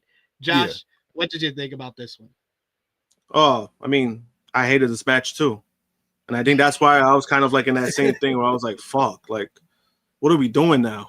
Like, we had a good opener, crazy TLC match, and then we had a stinker, and then now we have another stinker. That's probably worse than that one. I was like, what the fuck is going on? And I do agree. I think with the interference shit, I think that's kind of what dragged the match. You know, I don't know. It's just what it's like. I'm like, does this match really need to be a cage match? Like, what made it what? Like, again, it's the scenario where it's like, if you're not giving me anything good, don't give it to me at all. That's how I felt. It's like, the fuck. The interference was just like, I get it. You're trying to make Jacob look strong, but like, even you had Jimmy come out, that ain't do nothing. He just super kicked, and you kind of reminded yourself like, oh wow, like Jeff Cobb left New Japan for this bullshit that he's doing now. And then you see Talatanga like not knowing what the fuck he's doing because he's like moving back and forth like a fucking like he has like, kind of some kind of like, I don't know what the fuck he was doing. Like, oh, do I go now? Do I go now? And then that's when he goes after Jimmy. I'm like, man, this dude looks so out of place. No wonder he was in the Performance Center for a year. And then the handcuff spot happens, which was just like, oh, okay, we're getting a handcuff spot after we just got a zip tie spot. And then he breaks it like nothing. You had this little girl tied up for like 15 minutes, didn't know how to get out of it. Then you had this grown ass man for what, less than 2 minutes. Oh, boom, just break it out. Yeah, that's your selling point to me. Yeah, that you're doing a lot. And then the finish itself, this motherfucker, fucking Mateo hits both the guys with no, Tala. It was Tala who boots the door. Oh, it's Tala. He hits both of them. And then Solo ends up falling forward, which was good for him. But that was like the logic behind it. I'm just like, yo, you hit your own man's, and he won the match. But I was like, yo, what the fuck? Like, it's like that. It's like that thing in 300 where he was like, the fuck. This guy, the Persian leader, was like, oh, I'll sacrifice 1,000 men just to win. It's like, bro, you try to sacrifice Solo just for Solo to win the match. Like, that's what you did. I was like, that's what made it funny to me. I was like, the logic behind that. I was like, you just hit both of them with the damn. And Tyler's looking at Solo like, but did you die though? we won the match, though. We won. The way Solo was looking was funny though. And then like after the match, obviously he's beating up like the two, like, you know. The only thing I would say is like, oh, Tango Low was actually in his spot. He didn't mess up. Oh wow, that's good for him. But I'm like, what the fuck? I was like, oh, so now he does his fucking moonsault. Oh, now he does it after the match. I was like, fuck this. I was like, fuck this match. They tried so bad to be Jimmy Snuka doing it to who is it? Don Morocco. I think it might have been it might have been either Backlund or Don Morocco. The famous splash off the top of the cage in Madison Square Garden. Nobody remembers that was after the matchup. Like, and that it's only remembered like back, like Snuka loses that matchup and then throws him back into the ring and does the splash off the top of the steel cage. And WWE though is able to show that spot, and that's what it's remembered for. It's not remembered that he lost the matchup. They tried to do that with Jacob, but the match was so bad that you can't do that. It'll probably be a part of his video package and his highlights and stuff like that, but you're gonna remember that this match was bad and he lost. Yeah, and that's why I was like, fuck that. Like, I don't give a shit. I was like, oh, that's how I felt. I was watching, I was like, oh, so now he does this bullshit after we just got what the fuck we got. Like, that could have saved the match. Like, that spot could have saved the match itself. Mm-hmm. Yeah, like I think when we were watching that, Gerard Brown, one of our co-hosts, his only words about that post-match said was like, this is egregious. Like, nobody needs this. Let's go. Like, what are we doing this for, man? Like, yeah, you want to get Jacob his heat back, but it's like after that match, the best thing would have been just for Jacob and Jim to head to the back. Like, nah, let's not prolong this. Yeah, no, they got to get his heat back. He got his heat back. Look at that spectacular spot. We'll play that on replays. Don't worry. But yes. Boring cage match with a horrible finish, back to back. At this point, I tweeted out, I was like, that was back to back awful finishes. Bravo. Bravo, I'm impressed. You got one more awful finish to go, Sid. Don't worry. Don't worry. They'll make a 3-peat. I thought with Cena and Cody based on WrestleMania, I was like, it's gonna be a 4-peat. Oh shit! But Psycho Clown and Mr. Iguana were in the crowd after their debut on SmackDown on Friday. In the last 2 matches, they had the champion come out first, by the way. And this one, they did have the champion. Becky came out second. So it was back-to-back matches. They had the champion come out first. As this next matchup was for the Intercontinental Championship. Dominik Mysterio defending against AJ Styles. They noted on commentary that this was the 20-year anniversary since the custody over Dom matchup between Eddie Guerrero and Rey Mysterio. And because of that, we had AJ Styles, who came out with a Latino Heat entrance, including his son coming out with him with a crew cut blonde hair like Dominik Mysterio back in 2005. He's wearing a white shirt with blue trim like Dominik in 2005. AJ Styles comes out in the lowrider. He's wearing a Styles Heat shirt, and he's wearing the same tights that Eddie Guerrero wore in 2005 as well. And I love the messaging is that AJ is saying that, Dom, I'm your daddy. So yes, great stuff here. Great bit by AJ during the entrance. There was dueling chants for both guys, so it felt like the crowd had more energy or saved up their energy over the last 2 matches, so they were into this one. You get Dominik early. He sweeps the leg of AJ on the apron and then delivers a baseball slide before doing a slingshot dive to the outside. Dom was in control until AJ hits a tornado DDT. Then Styles is in control until Dom ducks a phenomenal forearm and hits him with the Michinoku driver. Dom tries for the 3 amigos, but Styles is able to reverse the last suplex into a brainbuster. Styles went for a frog splash, Eddie Guerrero style, but Dom was able to get his knees up. Dom puts him in position, and he gets him into the 619. He goes for the frog splash, but AJ catches him, and he applies the calf crusher.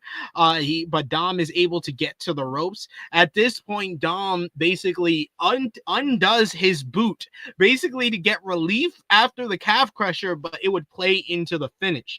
Dom removes a turnbuckle pad, which Lyra did earlier. These producers definitely got to talk to each other more, because there was a lot of spot repeating throughout this match, throughout this night.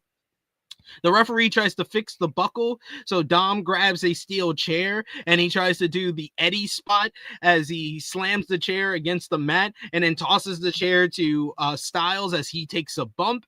But the referee was still distracted with the ring pad, with the turnbuckle pad, so AJ wraps the chair around his head and he acts like he had died. The crowd really enjoyed this as we get loud Eddie chants. They will always get a kick out of Eddie spots. Although Styles, it made no sense for Styles to do this, because if the ref disqualified Dom, then he wouldn't win the title. So that's a little bit of a logic hole there. The match simply continued because the ref didn't know who was or wasn't guilty. This leads to AJ once again applying the calf crusher, but Dom's boot slips off in the process, which was a callback to what Eddie did against Kurt Angle back at WrestleMania 20. When they show the replays later, it was clear that Dom had loosened his boot on purpose. The referee almost got bumped, so while he was distracted, Dom picks up the boot, he smashes Styles across the face with it, and he goes to the top rope. He hits the frog splash for the 1-2-3 to pick up the victory in this one and retain the WWE Intercontinental Championship. I thought this was a pretty decent matchup. Nothing amazing, but it felt like a breath of fresh air after the finish of the Lyra Becky matchup and that awful steel cage matchup. So bravo, tip of the cap to both men. I gave it 3 stars. What did you think, Nate? Sid, you've been on planes before. Josh, you've been on planes before. I've been on several plane rides. There's always a point in the plane ride where it's been kind of rocky, Sid. They tell you to put your seatbelt on, man. Plane moving the ways it shouldn't move. But then finally, maybe after about 5 minutes or so, boom, you can now move about the cabin. We passed through the turbulence, Sid. That's what this match was, brother. Like, whew, like I know them last 2 matches was kind of basura, but we done made it. We done made it through the wilderness, and this was just fun, man.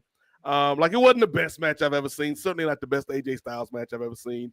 But it was just fun, man. Like AJ coming out with the Eddie gimmick, like that was hilarious. Got to pop out of all of us when we were watching last night. And then the match itself, the stories that they were telling.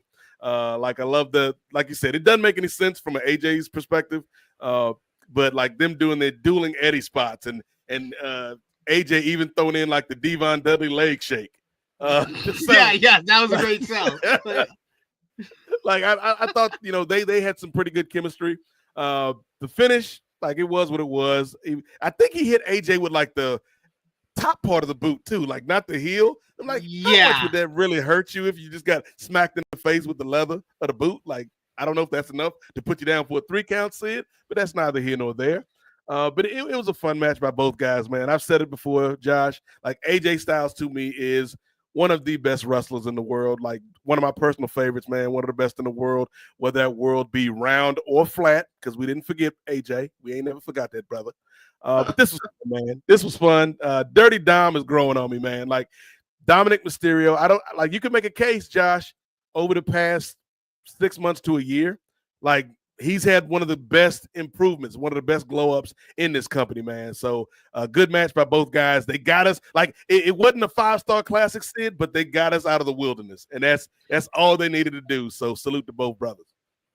Yeah, that's definitely all they needed to do at this point. This night was struggling, and I was like, this night is starting to feel eerily like night 2, especially because it was relying on John Cena and Cody Rhodes to save the night. I did not know I was going to get the match I got from them, so I was very worried, but this match felt like a breath of fresh air, despite, like you said, the finish was another weak finish. Like if you want to call it another awful finish, then this was a back-to-back for them as far as finishes. But the match itself was fun enough that it felt better after the 2 finishes that we had just seen and the boring cage match.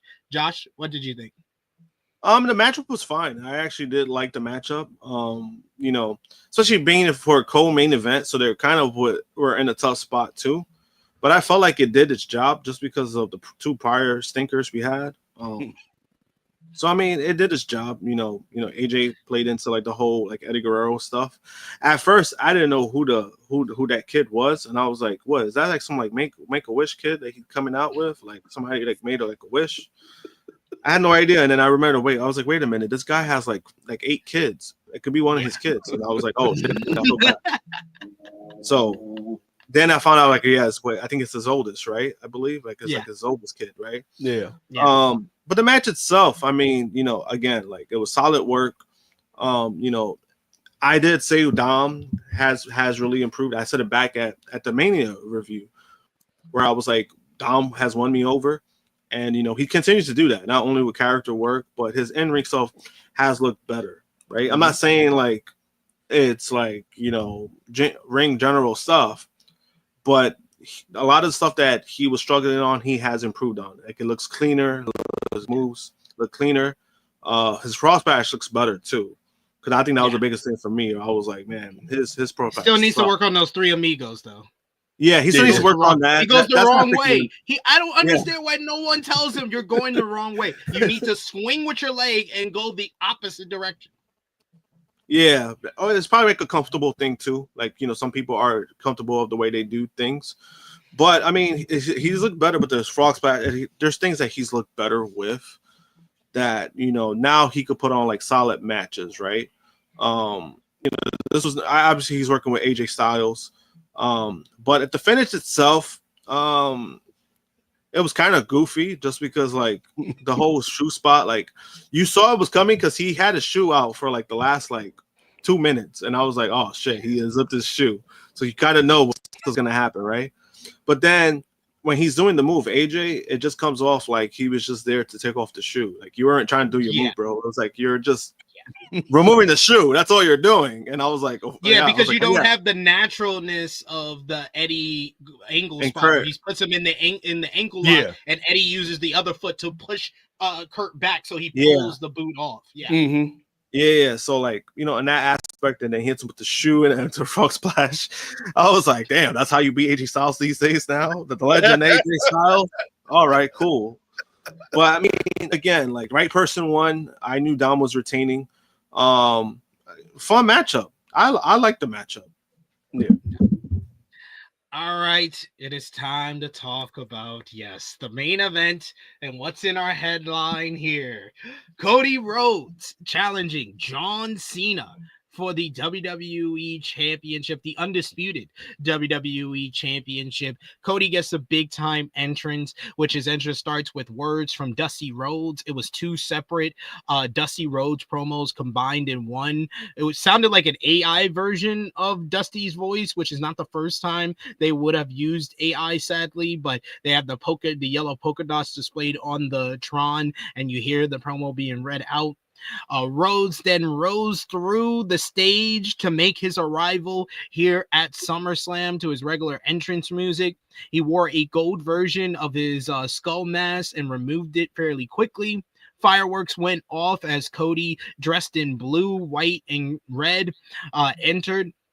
Then you get John Cena making his traditional John Cena entrance after turning babyface on SmackDown. The crowd, no, John Cena sucks. They're just cheering for John Cena as he comes out with the initially it comes out all black, but then it turns into the more colorful version of his stage and Titantron. He appears wearing blue, white, and red t-shirt. Cena acted like a full-on babyface doing his salute. Then he does the run to the ring, which got a massive pop, probably the biggest pop of the night to this point, was Cena running down to the ring doing his old entrance.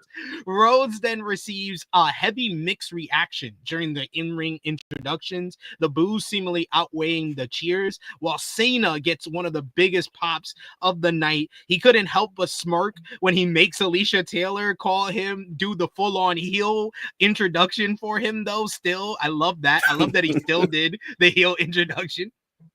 Cena and Cody, they meet center ring and they give each other a hug before kicking off this street fight as they start brawling, initially trading punches. No lockup, just went straight to a fight.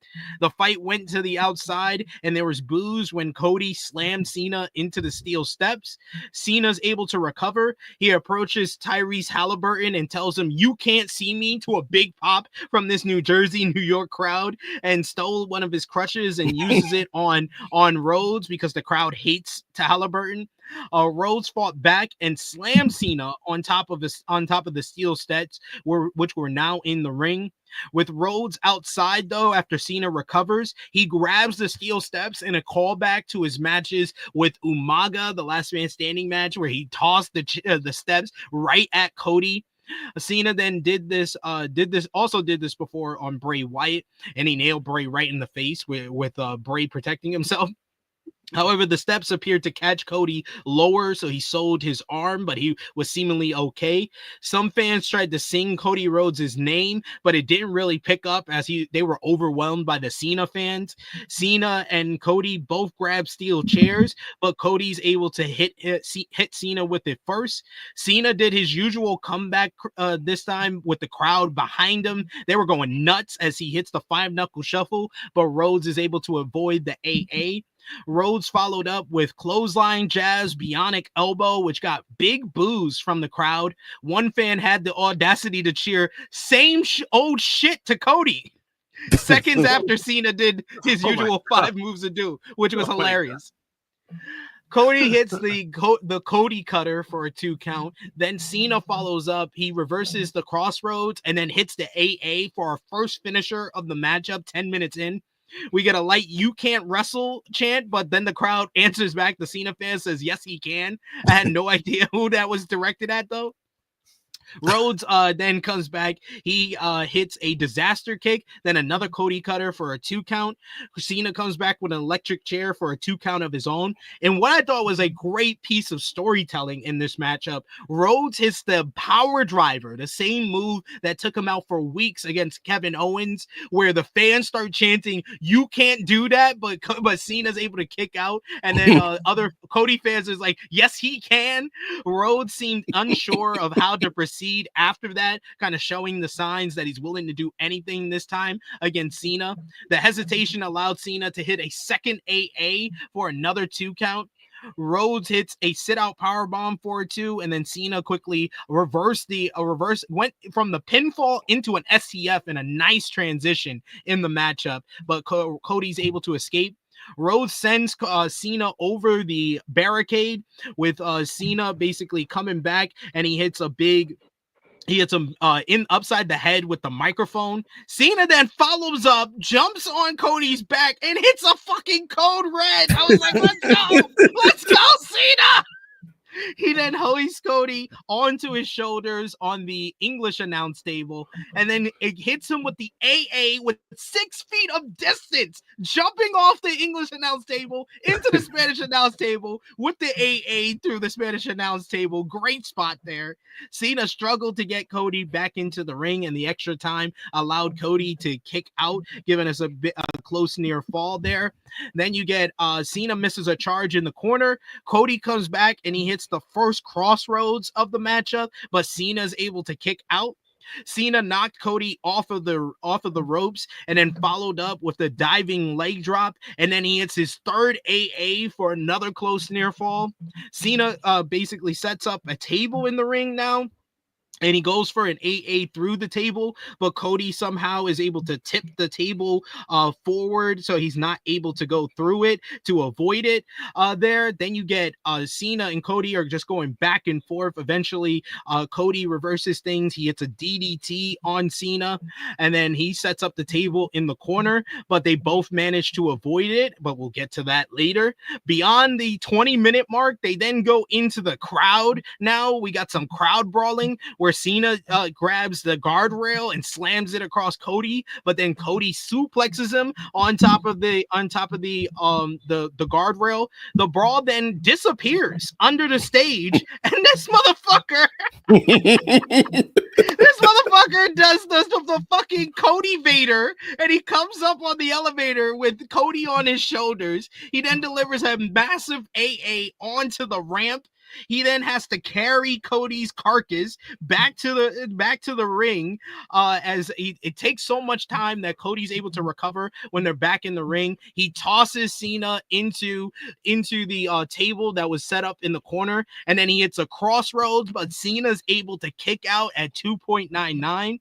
Rhodes then goes bonkers on Cena on his head. He hits him with the steel chair upside the head. He then decides to unscrew the freaking turnbuckle, and he starts using it to massive boos from the fans. He used the metal part of the turnbuckle pad, of the turnbuckle rod, and uses it as a weapon. Rhodes showing the regret across his face. Cena gets to his feet. Rhodes goes for another turnbuckle spot, but Cena's able to avoid the third attempt. He gets a drop toe hold and gets him in the STF, and then wraps the ropes around his throat like he did to Umaga back in 2007 at Royal Rumble, using the bottom rope, but Cody's able to reverse things. He reverses it and tries to choke Cena with the ropes, but Cena's able to hoist him up on his shoulders. He hits him. He's about to hit him with the AA, but Cody reverses that into consecutive crossroads. He hits 3 in a row. The crowd was exasperated, thinking that this could be the finisher, but Cena kicks out. The crowd pops huge for that. We get Super Cena chants as they're just going crazy at this point. They're just loving every minute of this. Then Cody then grabs the title belt. He goes to use it as a weapon, but Cena's able to duck it and hit consecutive AAs. He then says, all right, I'm going to hit you with the big one, the big avalanche AA off the top rope, but Cody's able to kick out of that. The crowd is just going crazy after every near fall in this one. Then Cena sets up another table in the ring. He goes for another AA, avalanche AA off the top rope, but Cody's able to fight out of it. He eventually hits a Cody cutter through the table, then another, like the 6th crossroads of the matchup. He hits that one. He gets the cover. First, before he hits that crossroad, he salutes to Cena and then hits it with the final crossroad. I think that's the 6th of the matchup. 1, 2, 3.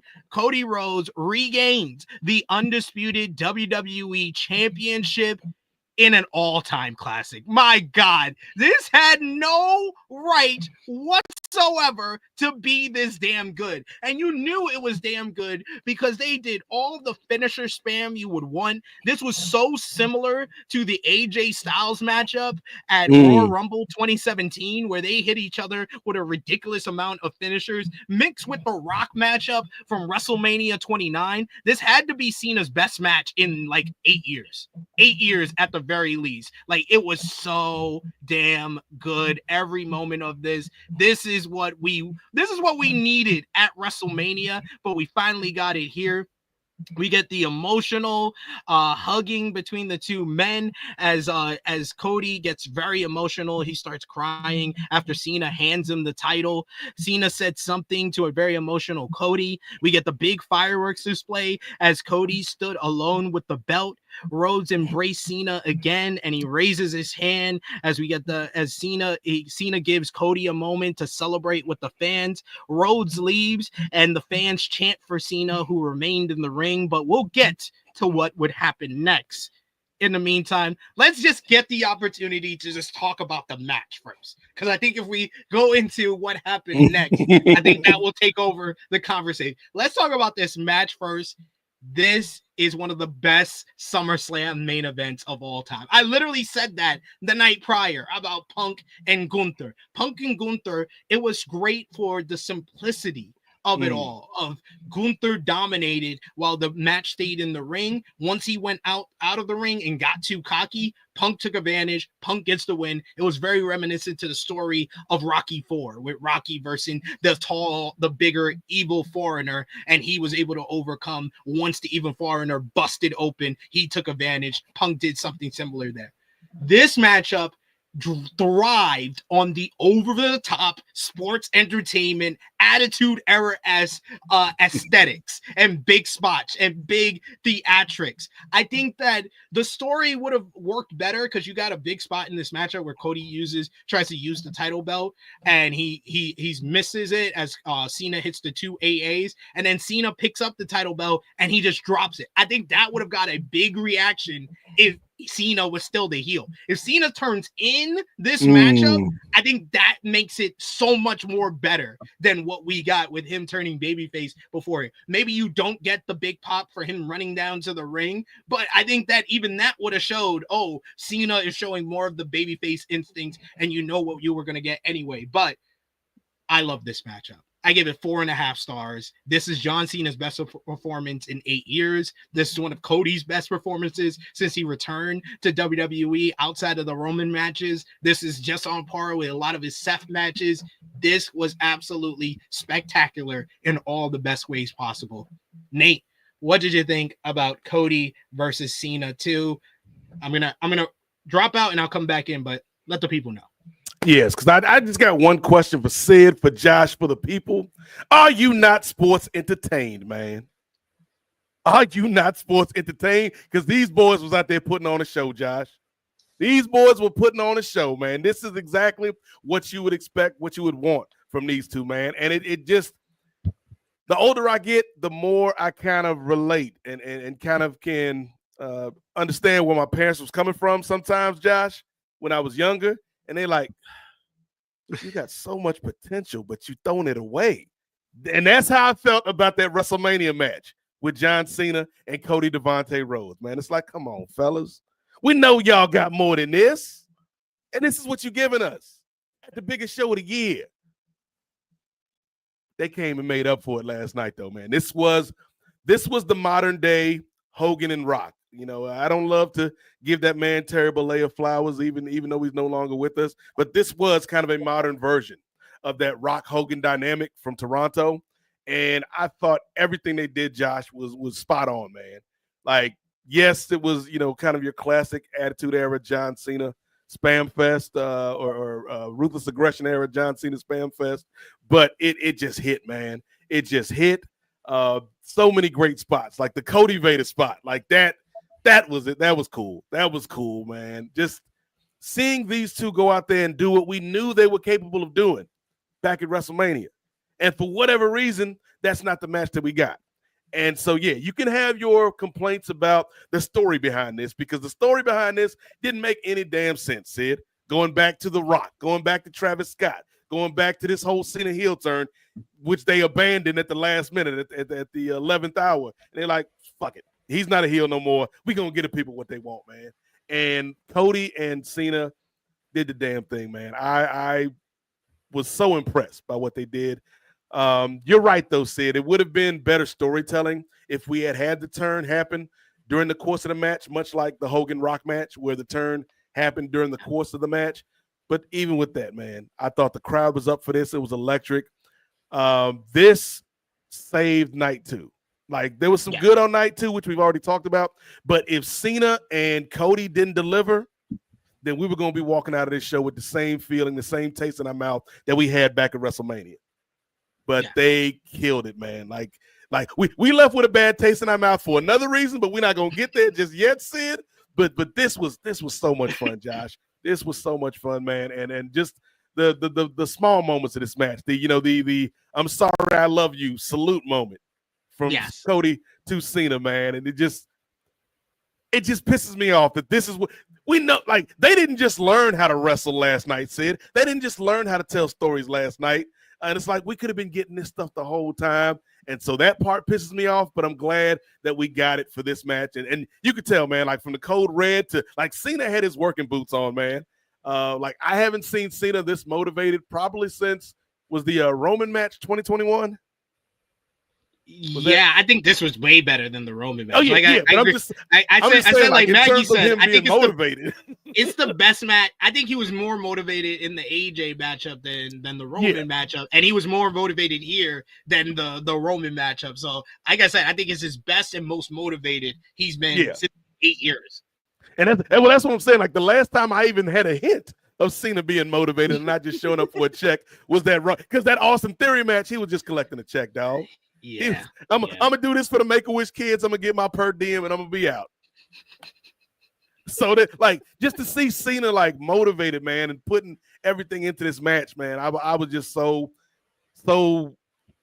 impressed by both dudes, man. Like, we know Devontae always gonna bring it, but to see Cena hold up his end of the bargain, it was just a cool match, man. A great way to end the show until we got the post-credit scene, which nobody liked.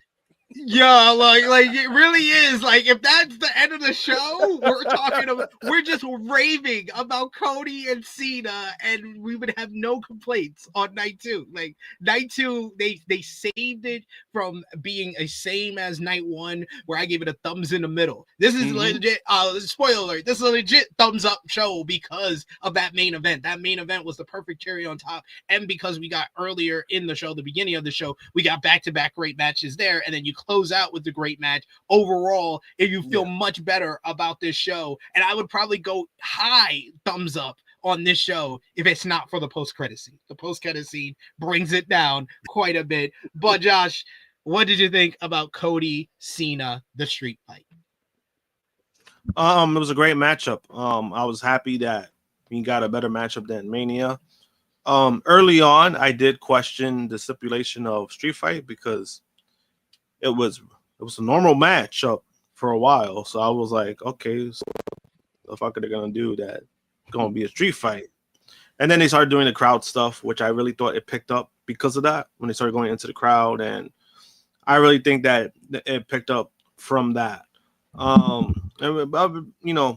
everything else, both guys, showed out, more so Cena, because Cena needed this. Like, Cena really needed a good performance. The only part that was funny to me was the so-called Cody cutter, because I wasn't no damn Cody cutter to the table. I was like, man, he really tried to jump up and thought he could do it, realizing he can't do it. So now he has to like slam him through the table on some DDT cutter kind of way, I guess.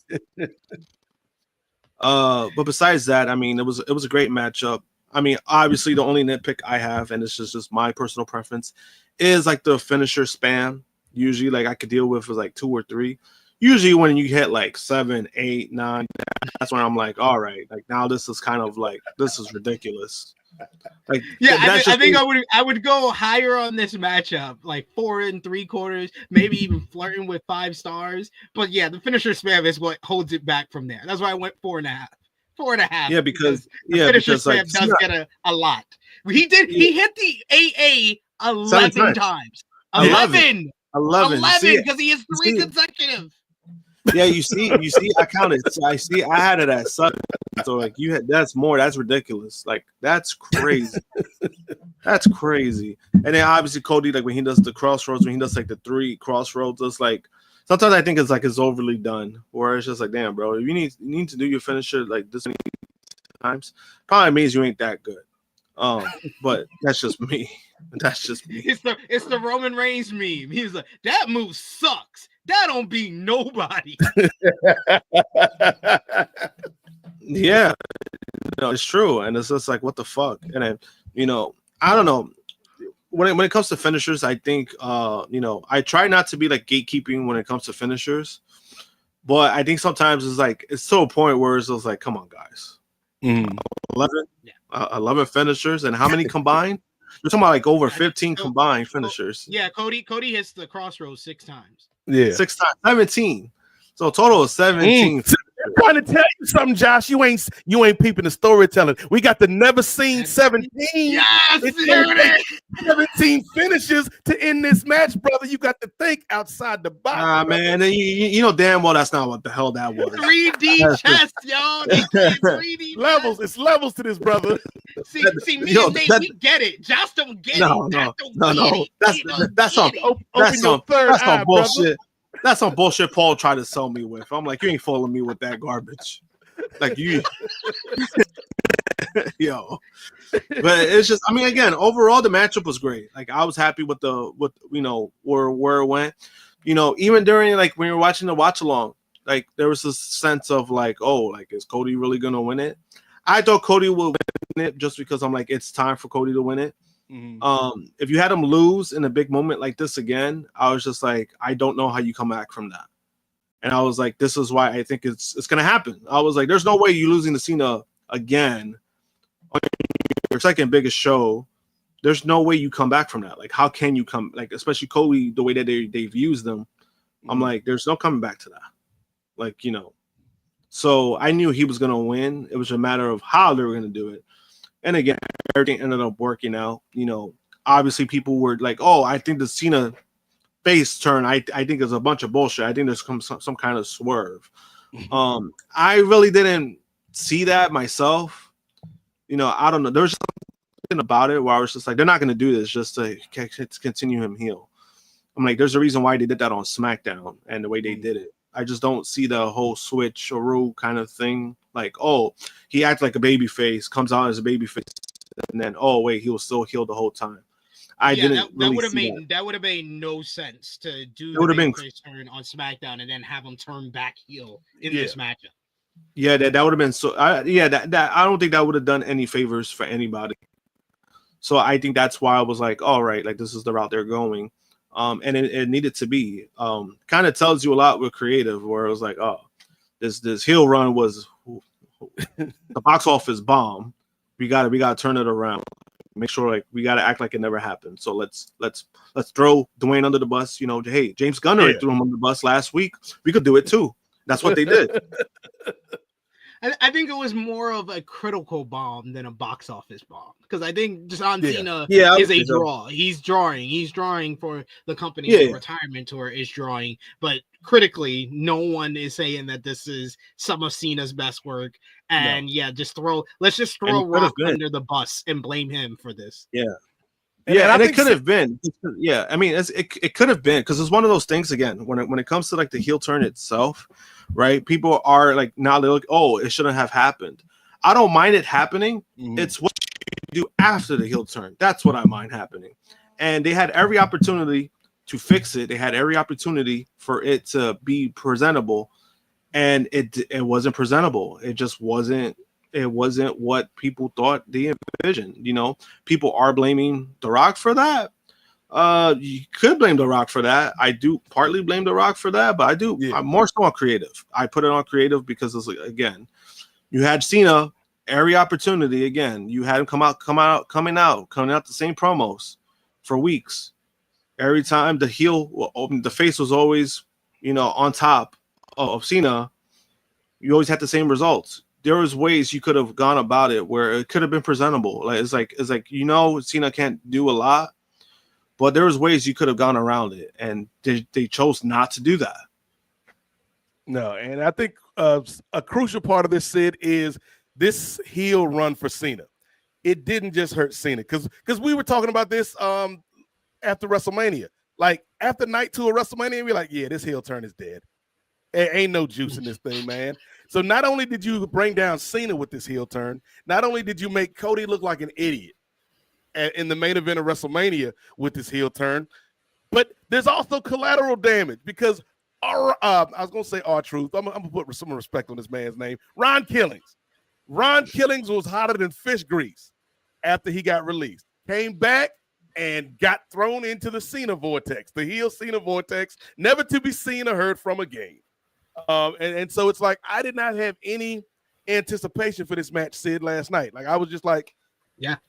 And you know me, I'm one of the biggest Cody Rhodes fan in the game, man. This brother ended racism in the AEW. So how can I not root for this man?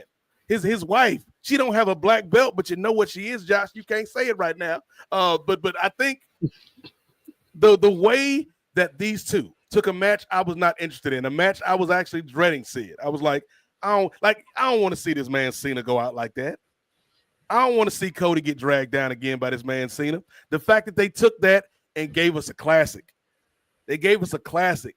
Like you got to have all the respect in the world for them brothers, man. Like the story didn't make any damn sense around this match, but the match itself delivered. Yeah. I just it feels like twice though. They should have had Cena turn heel in the match at WrestleMania, and then they should have had Cena turn babyface in this matchup. So they missed the boat on the right moment to do these turns. If you're gonna do these turns the way they did, they just missed completely on it. But both guys, that did not stop them from delivering an absolute classic that no one's talking about. Because John Cena was left in the ring after Cody wins the title, and the music, the guitar riff goes off. Boom, boom, boom, boom, boom. The music of Brock Lesnar hits, and the crowd in MetLife Stadium, they went nuclear on this. They had an enormous pop. They were not expecting this at all, as Brock Lesnar, wearing his cowboy hat, jeans, a shirt, and a cut-off vest, he is out here, and he comes out to confront John Cena. Lesnar walks around the ringside area. He removes his cowboy hat. He stares down with John Cena, and then finally he hits the ring, getting in there with Cena, and he delivers a huge F5. Brock is pumped up. The crowd is going nuts as Brock stands tall to close the show. Someone who Michael Cole says has been synonymous with SummerSlam returns and gives them another moment. Moment merchant Triple H booking another moment to close their show. He grabs his cowboy hat and he leaves, despite John Cena and Cody Rhodes coming to an agreement and hugging with one another. Cody Rhodes just disappeared. He didn't come out to help John Cena. But Brock Lesnar stands tall to close SummerSlam, and it has completely overshadowed what should have been kind of seen as this big SummerSlam that recovered kind of a mixed bag SummerSlam the night prior, despite the middle portion of this show kind of struggling with bad finishes and a bad matchup. They recovered nicely with an instant classic in the main event.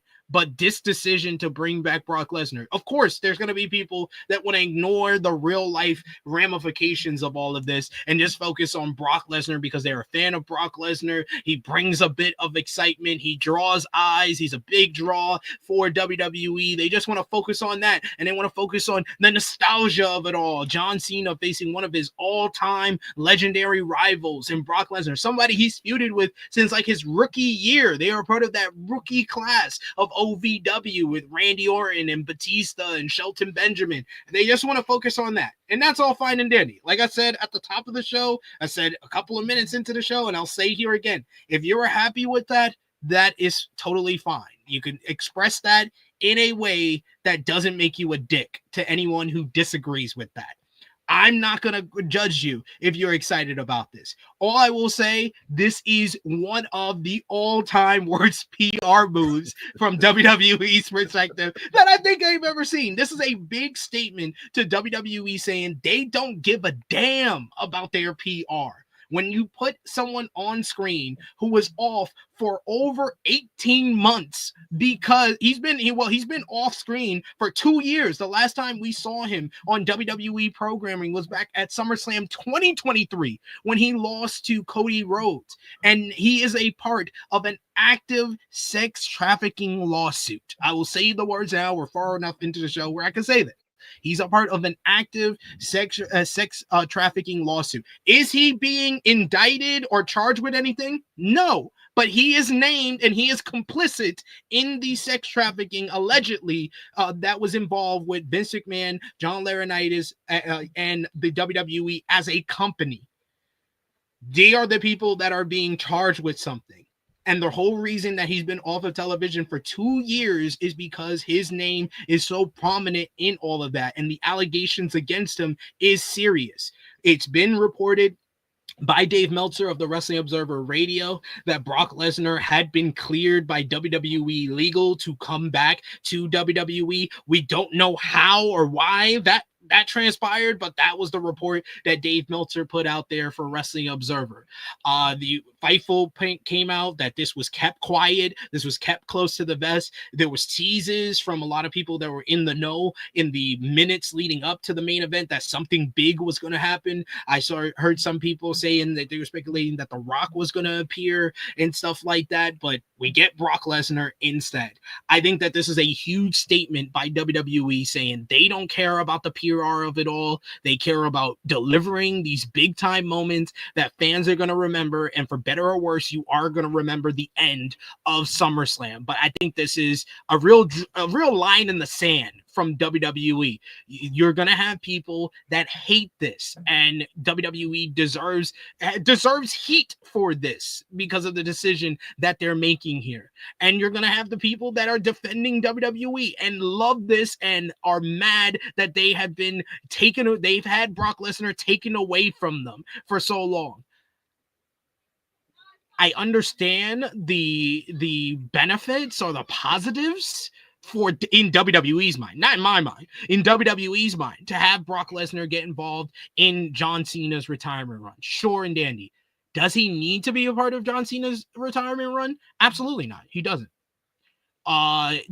Does the ramifications and the consequences as far as fan perception towards this decision, is it okay for WWE to absorb that for the money they're going to make? In their mind, yes. For me, no, they don't need this. They are doing hotter than ever. They're doing record profits for everything. I just don't understand the necessity for this. And I just feel... yeah, I'll say the line that I put on social media.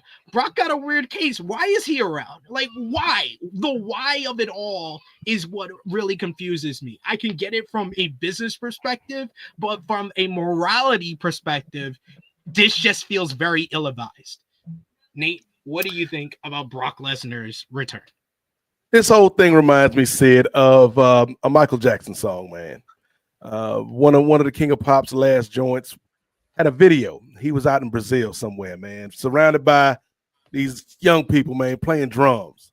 And Mike said, all I want to say is that they don't really care about us. So to the fan out there, to the people that cover this sport, man, I would say, all I want to say is that Paul don't really care about you. He don't. He don't. Nobody in this company. And I'm not, again, Josh, it's not just WWE. It's TKO as a whole. Because as bad as the WWE is right now with this situation, Dana White and them fools in the UFC have been habitual line steppers. Habitual line steppers. And so, again, this is all part and parcel to me of WWE trying to test the water, Sid, with how much they can get away with. We saw it with, them trying to bring back Terry Bollea before he passed, the Real American Beer Partnership. We saw it, with these alt-right comedians that they keep trying to inject into their programming. We saw it with, the Triple H at the White House promo package that they've been running all weekend. It's like, how far can we kind of push this with our audience before there's a backlash? Because this is who we really are. We try to tell you we're not into politics or nothing like that, but that's a damn lie. And here are our politics in your face. And part of that is bringing back this dude, Brock Lesnar, who, as you mentioned, has been named in an active lawsuit. And so it's just like, yes, two things can be true at the same time. Is Brock Lesnar one of their biggest stars in the history of this company? Yes. Is Brock Lesnar somebody that will get eyeballs and attention and get people talking? Yes. Is Brock Lesnar also, as you mentioned, Sid, somebody in a weird situation who shouldn't be on your television show? Absolutely. And so the fact that they canceled the press conference, come on now. They're trying to tell you something without saying it. They know what they're doing. And so it's just like, you know what, man? Like, I'm not saying that this is what they should do, Sid. I'm just saying, if you're gonna be like this, man, if you don't give a damn about the ramifications of these performers' real life actions, you know what? Hell, bring Vince back. You know what? Hell, bring back the damn Velveteen Dream. You know what? It's free play. Everybody come on into the pool. Because you're showing folks, man, that you do not give a damn, right? And don't get it twisted, Sid. If they could bring the old man back, they would. If there was a way for them to bring Vince back without taking too much heat, without losing too much money, they would. But Brock is a safe alternative right now because we're going to talk about it. People like, Dave Meltzer and John Pollock and Sean Ross Sapp, cats like that, they going to talk about it. But the average fan is not going to talk about it, man. They may not even be aware that Brock is named in this lawsuit, and so they don't care. It's just, hey, man, the beast is back. I'm here to cheer for the Vanilla Gorilla because that's what I'm here to do as a fan. And so it's like, yeah, man, if you're a fan of Brock Lesnar, okay, it is what it is. I would just tell you that Brock Lesnar showing up at the end of the PLE last night, to me, took away from a great moment for John Cena. Took away from a great match that we just saw between Cody Rhodes and John Cena and left me sitting there thinking like, you know what? Like, y'all ain't slick. Y'all ain't slick. I see the plays. I can see the plays before you call them. There will be some people that have no problem with this at all, Sid, and that's their prerogative. But for me, this is just like, yeah, like y'all are not as clever as you think you are. Triple H, TKO. Like, and this may not blow up on you this week or next week, but the more you continue to push the line, eventually you're gonna cross a line, and your audience, your customers are gonna say, nah, we can't rock with this. Yeah, and we should mention Triple H came on the press conference, the post show, which was just with the WWE heads, basically asking him questions. And he said that this was something that John Cena wanted. And I know there's going to be people that actually believe that. Like we got Short King the GOAT here who said, y'all do realize Cena wanted to work with him. So this is on Cena too, not just WWE. However you want to, if you believe that, totally fine. I'm not going to judge you if you believe what Triple H said. If you believe what Triple H says, you should also believe what John Cena has said repeatedly about his retirement tour. They can give me what they want. He was asked when he first announced his retirement, who do you want to face? And he said personally, I'm not about that. Whatever they want me to do, I am down for. Triple H said on WWE Unreal on Netflix that I suggested Cena to become heel, and Cena's like, yeah, sure, I'm down. Whatever you want to do, I'm down to do it. Cena has repeatedly said the same thing. So why are we just believing Triple H and not believing what John Cena says? That was Triple H playing a game and creating a narrative for you to support. Like I said at the top of the show, like I said a few minutes in, like I said before I talked about this return, if you're happy with Brock Lesnar being here, then express that. Don't try to criticize someone who feels differently. If we are mad at WWE for this decision, if we're mad at Triple H for this decision, if you're mad at TKO, if you're mad at Nick Khan, that does not matter. Don't try to criticize somebody else because you believe what Triple H is telling you. And if you think, oh, people should be mad at John Cena too, that's totally fine. Don't criticize them for it. You need to just be in your feelings and allow people to be in theirs. And the thing about this Cena thing, like, okay, maybe he said it, but I don't believe it, Sid, because the thing is, John Cena, yes, he's here on this retirement run, but he's got his eye on the prize, man. This dude has a lot of money to be made in Hollywood, and why would I associate myself with somebody who has a stain on their reputation, man? That's gonna hurt my bank account. That's gonna hurt my pocket. So yeah, we came up in the same class in OVW, whatever. But bruh, you bad for business. I can't be out here on the marquee with you because these people in Hollywood may be like, we heard some things about this Lesnar guy. He's your friend. He's your friend, and that's gonna hurt my opportunities. So yeah, like maybe there's a chance, Sid, that Cena said this is what he wanted, but I don't buy it, man. Yeah.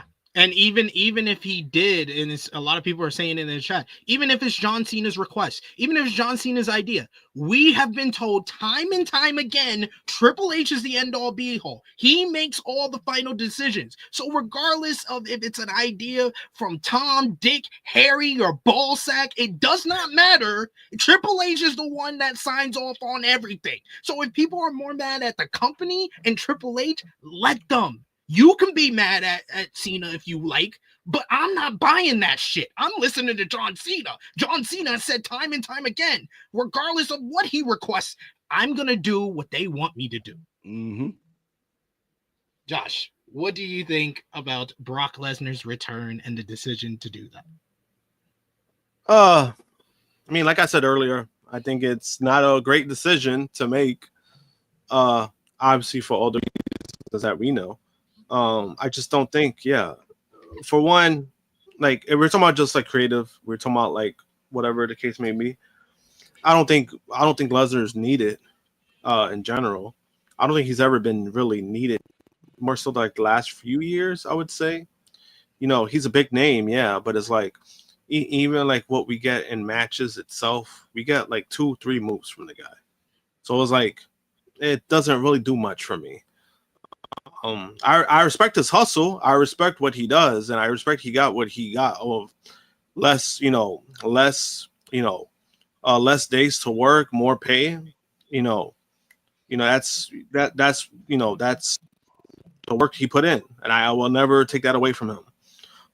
But in regards to everything that's going on with a lot of the noise that's going on, I mean, I made a post earlier on my story about it, where I was very open. I was like, I said that I was like, it's probably not a good move to bring, like, WWE bringing back Brock Lesnar is probably not a good move, right?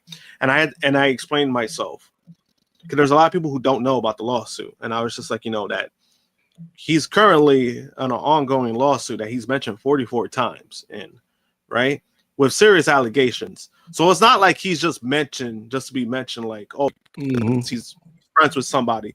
It's the fact of how he's mentioned. That's what makes it very concerning. And I mentioned that, and I was just like, with serious allegations. And I was like, a part of that too, which a lot of people haven't spoken about, is the fact that last year, Triple H in his press conference, Cam Hawkins asked him a great question about the locker room, about like protecting, your employees, protecting like the women and all that stuff, right? And Triple H said that, that they're doing, like they are basically, like how that's, taken seriously, and that they're working, like that's something that they work on. By bringing back somebody like Brock Lesnar for what he's accused of, you're kind of going back on your word on the women that work there. And I think that, to me, that's big. I want to say concern, but it's one of those things where it's like you had this man lie publicly on camera about protecting the locker room, protecting the morale, and you're bringing back somebody who's has a history of treating women like shit. Like let's not forget when Brock was his early days in WWE, some of the stuff that he did was right. So some of the stuff that he did, there's no way he gets away with it in 2025. Like, You know, and if people don't know what I'm talking about, then you should do your research to what I'm talking about. But the thing is that when I make this post, right, I told everybody, I was like, hey, if you choose to disagree with what I said or what I feel, fine. You're choosing to ignore that because what I'm stating is actual facts. I'm not making some shit up. Right? Now, I could say, hey, I don't want him, and if somebody else is a fan and they say whatever, that's fine. That's a different argument within itself. But what I'm saying is what we know now about the lawsuit and what's been said in the lawsuit. I had somebody respond, not knowing really what they're talking about, and I think that's why I was getting frustrated talking about it. Where they're like, oh, you know, maybe there was like some kind of settlement. Maybe I was like, bro, there's no fucking settlement. Like the lawsuit is still ongoing. The fact that you don't know that's very concerning. That you guys are choosing just not to like look that up or to be updated on that. Like that's your choice. Our choice is as you know, being on the channel, being commentators. These are things that we have to know. Why? Because these are talking points that we cover, and this is something that we, you know, like people don't. There's people who might not like it that we cover that. Oh, well, it's still part of what's going on in the industry because it's a big topic. No matter what, you can't ignore it, and it's still ongoing, right? So when I see people making comments like that, or it's just like, guys, like you're so fucking self unaware of what's going on. Like this is crazy to me. And the fact that you're like, oh, you know, maybe he made a loss, he settled, or he did this. I was like, bro, there's nothing to settle. I was like, he's mentioned 44 times because he was used as a vessel for somebody else's crimes. Like that's a big talking point. And what people are ignoring too is that it's not so much that, oh, he's mentioned, but it's how it's like this, right? And I'm gonna go into it because I think there's people who still don't know about this. He's mentioned because during negotiations in 2021, Vince was trying to get him back. And during the negotiations in 2021, he brings up Janelle Grant about like how he's seen somebody within the company and basically trying to pawn her off to him. And Brock was basically entertaining that. It wasn't the fact that Brock was like, oh, Brock didn't say nothing. He's innocent. Brock was entertaining the aspect of sleeping with another woman. And there's confirmation of that. There's proof of that. And on top of that, there was a setup they were supposed to do later on that year. So they were actually supposed to do what Vince said, hey, you want this too? You can have it. They were supposed to. And the only reason why it didn't happen is because Brock got drunk. He got drunk and didn't make whatever setup they were supposed to have. I don't want to call it an appointment because that's not an appointment.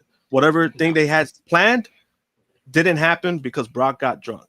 So obviously Brock had intentions to follow up what Vince offered him. So it's one of those things where I think if people really want to talk about it, know the facts, know what you're talking about, know these things, and that's why it's a big talking point. Now, when it comes to the fans, and I think his rebuttal was that people are gonna watch the show no matter what. That's not the point. Our point is that we're trying to make people aware of the truth, why there's pushback on this. And if you don't know about it, then you should look it up. You should do your research. The lawsuit is out. You can see it's public. You can see what's being said. Now, if you choose to ignore that and you choose to not care about that, that's on you. That's your prerogative. You could do that. I'm choosing not to do that because I know the truth. And I read the lawsuit, and it's fucking horrifying to some of the stuff that I read, if it's true or not, right? But the fact that people are like, oh, maybe he did this and he settled, I think that's what bothered me, where it's just like, damn, like you guys just don't fucking follow shit, do you? And then the fact that, where it comes to like, oh, maybe he got cleared or something, or TKO clearing him doesn't mean nothing. Legally. It doesn't clear her from the lawsuit. It's all it really is your lawyer basically saying, oh, wait, there's nothing. You didn't do nothing legally. You could go back to your job. That's all that really is. You're getting advice from your legal team to do something. That's all that was. Mm-hmm. There's no exoneration from the lawsuit at all. That's not what that does. That absolutely means nothing. And I think that if people want to talk about this again, all I'm saying is like, guys, if you really want to talk about this and you're thinking otherwise, do your research, see what's going on before making some wild comment of like not knowing the situation or thinking the guy's innocent, whatever the case may be. Legally, yes, he's innocent. He didn't do nothing illegal. He wasn't charged with no crimes, but it's the fact of what he did, of what he's saying, and that's what makes him look bad. Again, at the end of the day, this is a civil case. This is not a criminal case. This is a civil matter. And depending on the outcome of the civil matter, it could lead to criminal charges for several people. So I think it's one of those things that we have to wait and see what happens. This is going to keep going.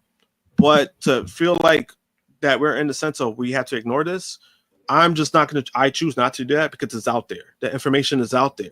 ESPN even made an article about this, about the lawsuit. So how can we ignore this? You know? Yeah. And by doing this, by bringing him back, all that noise, you're bringing it back. You're having people talk about it again. And then now big news outlets are going to talk about this lawsuit now again. So it's like you're going to keep going in the cycle where it's going to keep being brought up. And then now people who don't know about it know about it. And again, if they choose to ignore it, that's fine. You could choose to ignore it. But don't try to criticize somebody who feels a certain way of him being back on TV. That's why I gotta say that. And real quick, Sid, I would say if you're somebody out there, and not your audience, man, because I know your audience is good people, man. But if you're a fan out there and you're like, well, damn, why is Meltzer keep talking about this? Why is Fightful keep talking about this? Why is True Heel Heat, Post Wrestling, The Observer, Nefarious? Why are these folks still talking about this, man? The only reason we're talking about this to this degree is because of the actions of TKO. Yeah. So, like, if you want to be upset with somebody covering this story, be upset with the people that brought Brock Lesnar back to prominence. Because if Brock Lesnar wasn't here, yes, you may have some people still covering this case, but we wouldn't be talking about it like this. Because they put this man back on Front Street, that's the reason these discussions are happening and will continue to happen, Sid, because that's our job, man, to talk about this. Yeah. We just talking about the fact of the matter. Like no one, and I feel like people want to go to, oh, but what did Brock do wrong? What did Brock do that's illegal? Is Brock being like a defendant in the lawsuit? Like you are being intentionally obtuse. That is what you are doing by stating these things or having these questions as really gotchas, like I gotcha, and like just dragging this out. Like you are fighting against a storm of factual evidence that you will never overcome because you feel a certain way, because you have a certain opinion or take on it. Let's talk about the fact of the matter is he was complicit in the sex trafficking that is involved in this lawsuit, that is alleged in this lawsuit. That is what is the issue. That is why he was off of TV for 2 years. He was planned to come back at the Royal Rumble until this lawsuit started in January of 2024. But you don't understand. You think that you are defending WWE. You're standing up for WWE in trying to stand up for, I wanted Brock Lesnar back. I wanted him back. Why do you have such a problem with it? Why are you bringing real life stuff into it? Why are you bringing a dark cloud over it? I'm just trying to be happy. You are being intentionally obtuse because you are ignoring the reality of this situation and why there is ramifications. And this is a good question because I saw highlighted. I'm going to get into the super chat donations that we got as well in a bit here. But Two Link says, now the real question in chat was asked, would people stop watching because of this? For a lot of people, the answer is no, ? They'll be tuning in tonight. 1000%.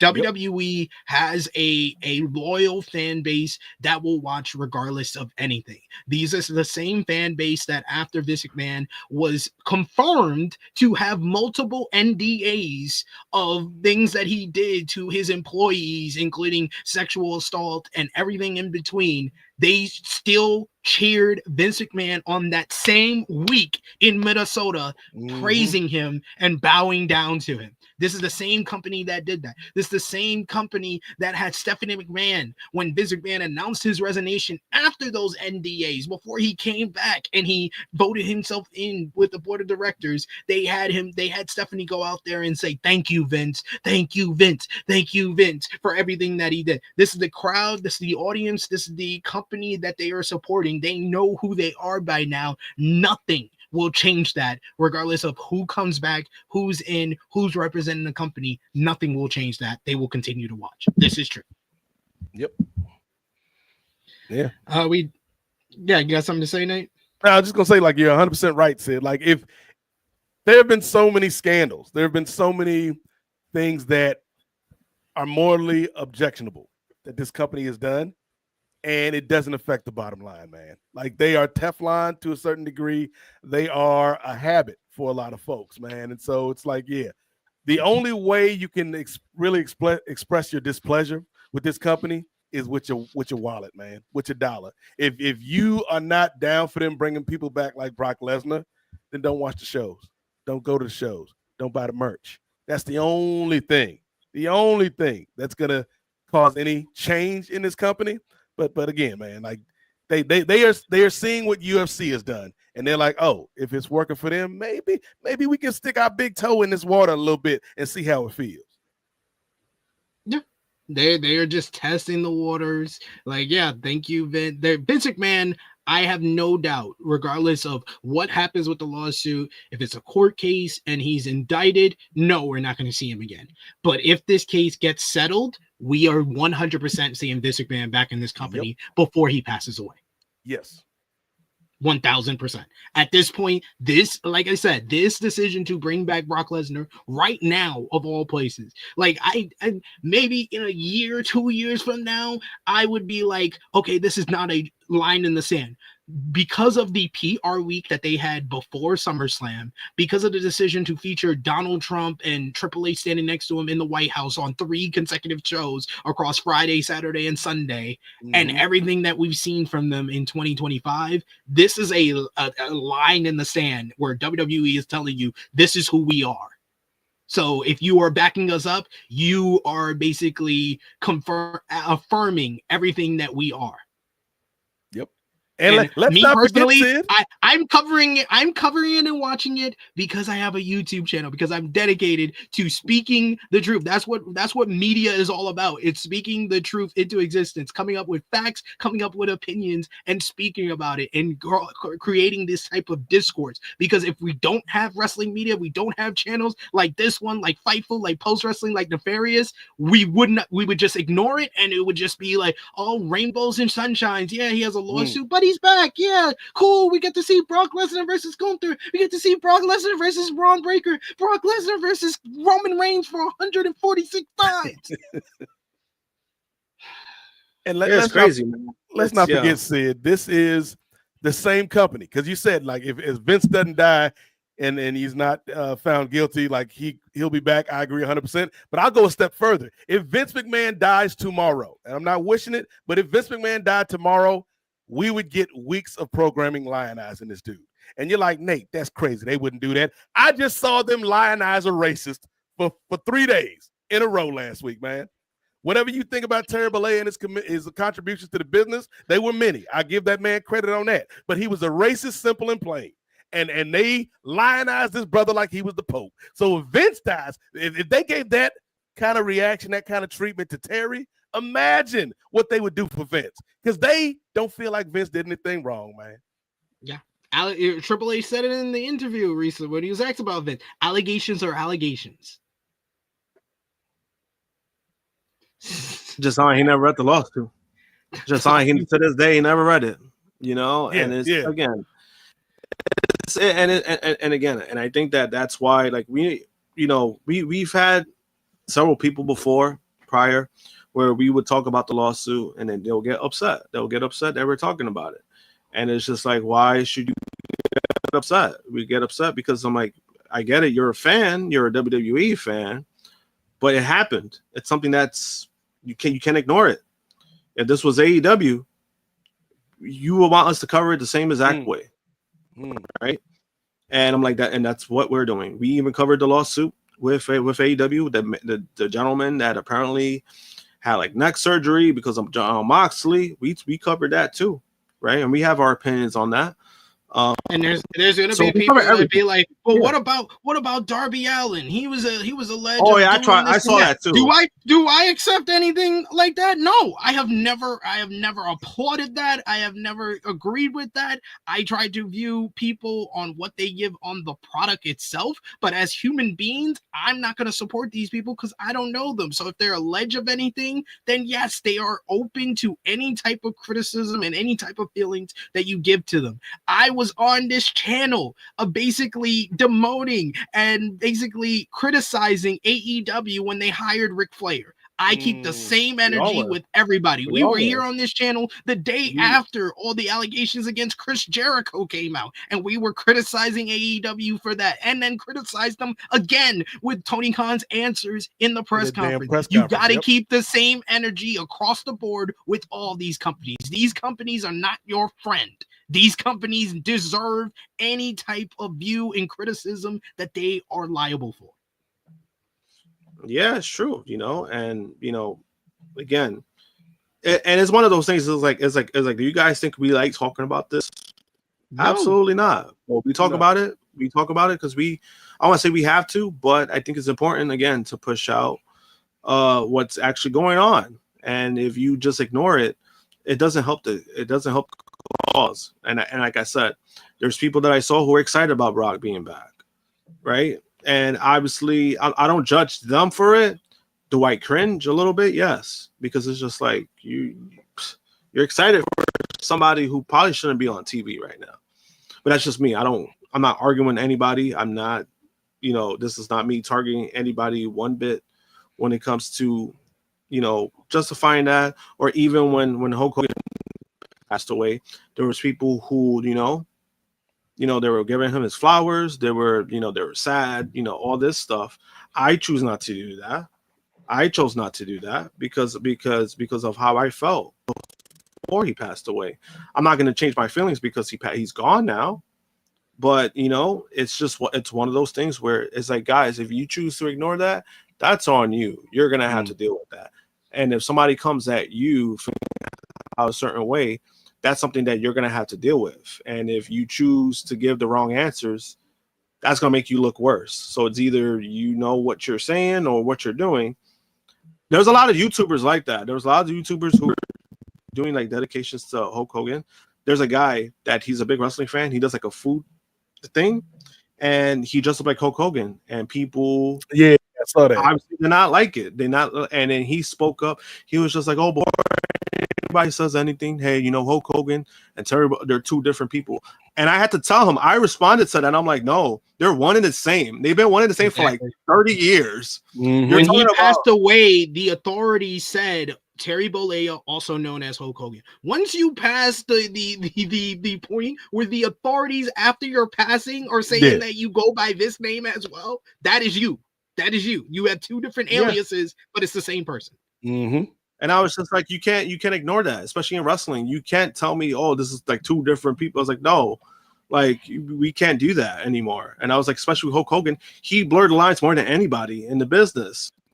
So it's like you can't say, oh, this is like, no, that's Terry. And I was like, no, that's Hulk Hogan. Why? Because Hulk Hogan even showed up at the freaking Republican convention as Hulk Hogan. He did the gimmick, he did a promo, and he ripped the shirt. So we can't ignore that. Like we can't do shit like that. And then especially, and like I said before, like in wrestling, you can't. When we see Stone Cold, we don't see Steve Williams. We see Stone Cold Steve. So it's like in wrestling terms, you can't sell me on that shit anymore. And it's just like, if you guys choose to do that, fine.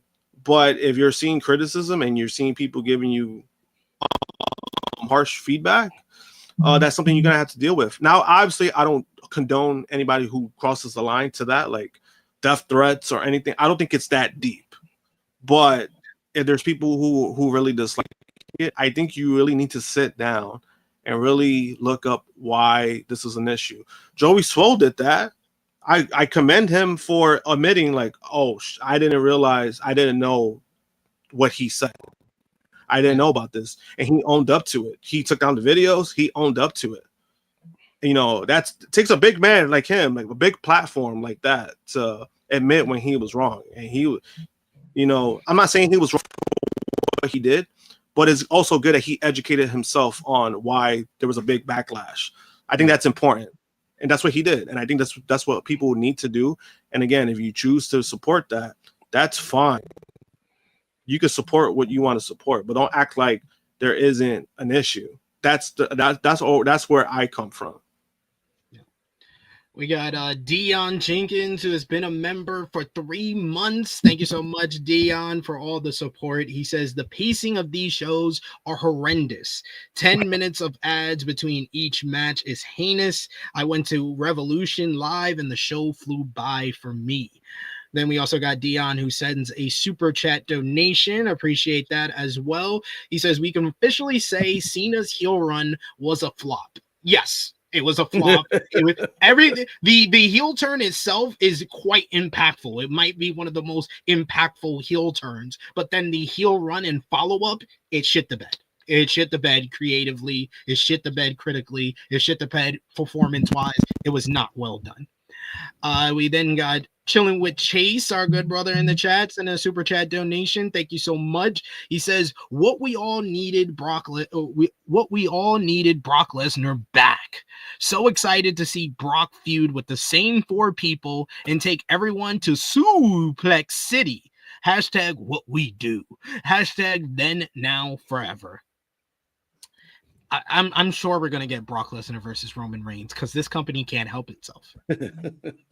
It's the match everybody wants to see. It's a dream match, Sid. It's more like a nightmare at this point. I've seen it so many times. I'm PTSD. Thank you, Chase. We got Ten Ruza who sends a super chat donation. Good to see you in the chat, Ten Ruza. Always see you on the Fightful chats. Appreciate you coming aboard. Sending some love to Nate earlier in the super chat here. He says Trump at Mania next year. VKM gonna be back. At this point, this is the route that we're going towards. Like we are going towards that, where any of these things is possible for sure. And then finally, we got a super chat donation from our main man, Christopher Kidd. Thank you so much, Christopher Kidd, for the support. He says the why of it all. This is why I stopped watching WWE after Cody finished his story. Had to get out of that toxic ex relationship. Hashtag fuck WWE, TKO, Triple H. Yeah. Oh my God. Damn. I say it all the time. I say it all the time, and I will repeat it here. There's a lot of things that WWE does that I'm always like, if I wasn't paid to do this. If I wasn't paid to do this, I'd probably leave it alone. Everybody knows me. I am not WWE versus AEW guy. I'm more of a if I'm gonna be a shill of anything, I'm a shill for New Japan Pro Wrestling. Yes, I am. I will be an unapologetic shill because I don't know about the lawsuit, and I don't know a lot about the toxic people and the bad things that they do in real life. A lot of the people in New Japan are nice people to me. Sid, you say you're not a shield for WWE, but let me propose a hypothetical, brother. What if Triple H and the good people at TKO sent you over a nice platter of cheese? Would that change your mind, brother? I'll be doing content that's like, WWE, man, this is great. I'll be one of those streamers that's like, oh my God, I'm gonna be on Netflix. But no. Thank you so much, all of y'all in the chat. You guys have been really great, and appreciate a lot of y'all just having a nice conversation. And not everybody, we called out one person, but even he wasn't like mean and a dick about it too much. So we appreciate y'all for talking about it and having a discourse about it in the best way possible. But we're gonna tie a bow on all of this because the Brock Lesnar conversation will continue. Me and Josh will talk about it some more on the flagship next Saturday. Nate, do you have any final words about Brock Lesnar's returning before we wrap things up here? Yeah, just the last thing I would say on this is something that we have to cover. You know what I mean? Like, we're not doing our jobs if we don't talk about this. And again, I understand some people like this is their happy place. This is their escape from the hardships of the day or the job or, the relationship or these damn kids or these bills. I just want to watch wrestling for 2-3 hours and forget about all that stuff. And I get that. But we wouldn't be doing our jobs if we didn't talk about this stuff, man, because this is something that happened. And we're not going to lie to you. Sid's not going to lie to you. Josh ain't going to lie to you. I'm damn sure not going to lie to you. And so this is part of the conversation, and it needs to be had. So if you rock with us, we appreciate it. If this ain't your cup of tea, it is what it is, man, but we're not going to stop talking about it. Exactly.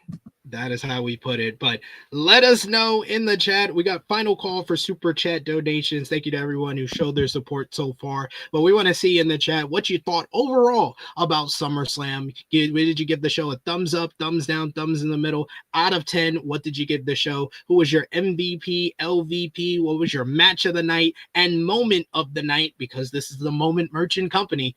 Let's put our thumbs in the middle for WWE SummerSlam 2025 night 2 in 3, 2, 1.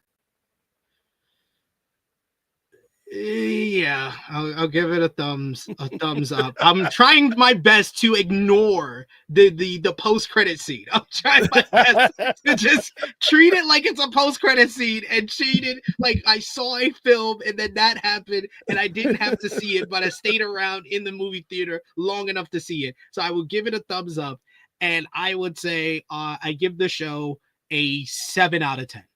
Because yes, despite me trying to ignore that post-credit scene happened. And if that post-credit scene didn't happen, I'm easily giving the show an 8, an 8.5 even. Because the wrestling on the show, outside of one matchup, was good to fantastic.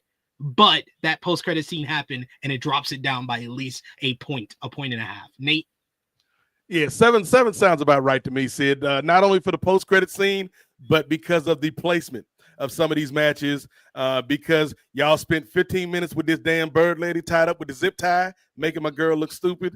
You had Jacob with the handcuffs. That was stupid. So like there was a lot in the middle, that turbulent part that just didn't rock. And then you end on a sour note. But everything else, man, like the 3-way with Naomi, Rhea, and Io, that hit. That TLC match was just crazy, and that hit.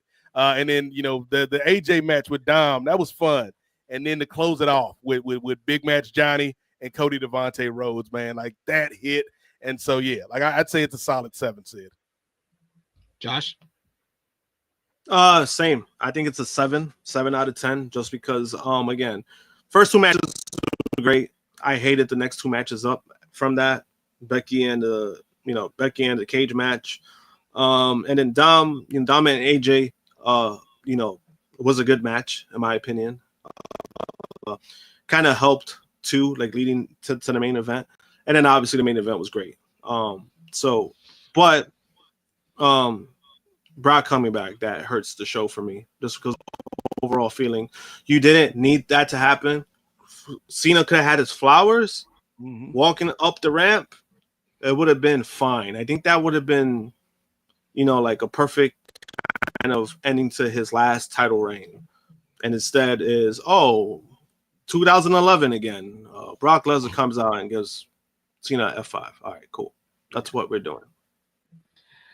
I will go LVP first, and I will give it to Triple H for the aforementioned post-credit scene and the match placement. The match placement was objectively horrible. Nate? I think this may end up being a clean sweep, depending on what Josh said, because I got to give it to our boy Paul as well, man. Like, yeah, I know you always ask me, Paul, did I enjoy the show? And for the most part, I did, but then you ruined it. As Sam Wilson said to John Walker, it's always that last line, brother. Josh? Oh, it's Triple H. And it's not even because of the Brock decision itself. It's the fact that he's that stupid ass comment. He not bring up tonight. What about not at all? Like that's the whole point. Yeah, not at all. No sounds better, actually, Chief. But he's a coward. Like taking out the press conference because he knew these were the questions that were gonna ask. They knew they were gonna ask about Vince's car accident. He knew that he knew they were gonna ask about bringing Brock. He knew they were gonna ask about the lawsuit again. So for him to cancel it during this. About Trump, like he knew this was going to happen because obviously you're going to have like those filler questions.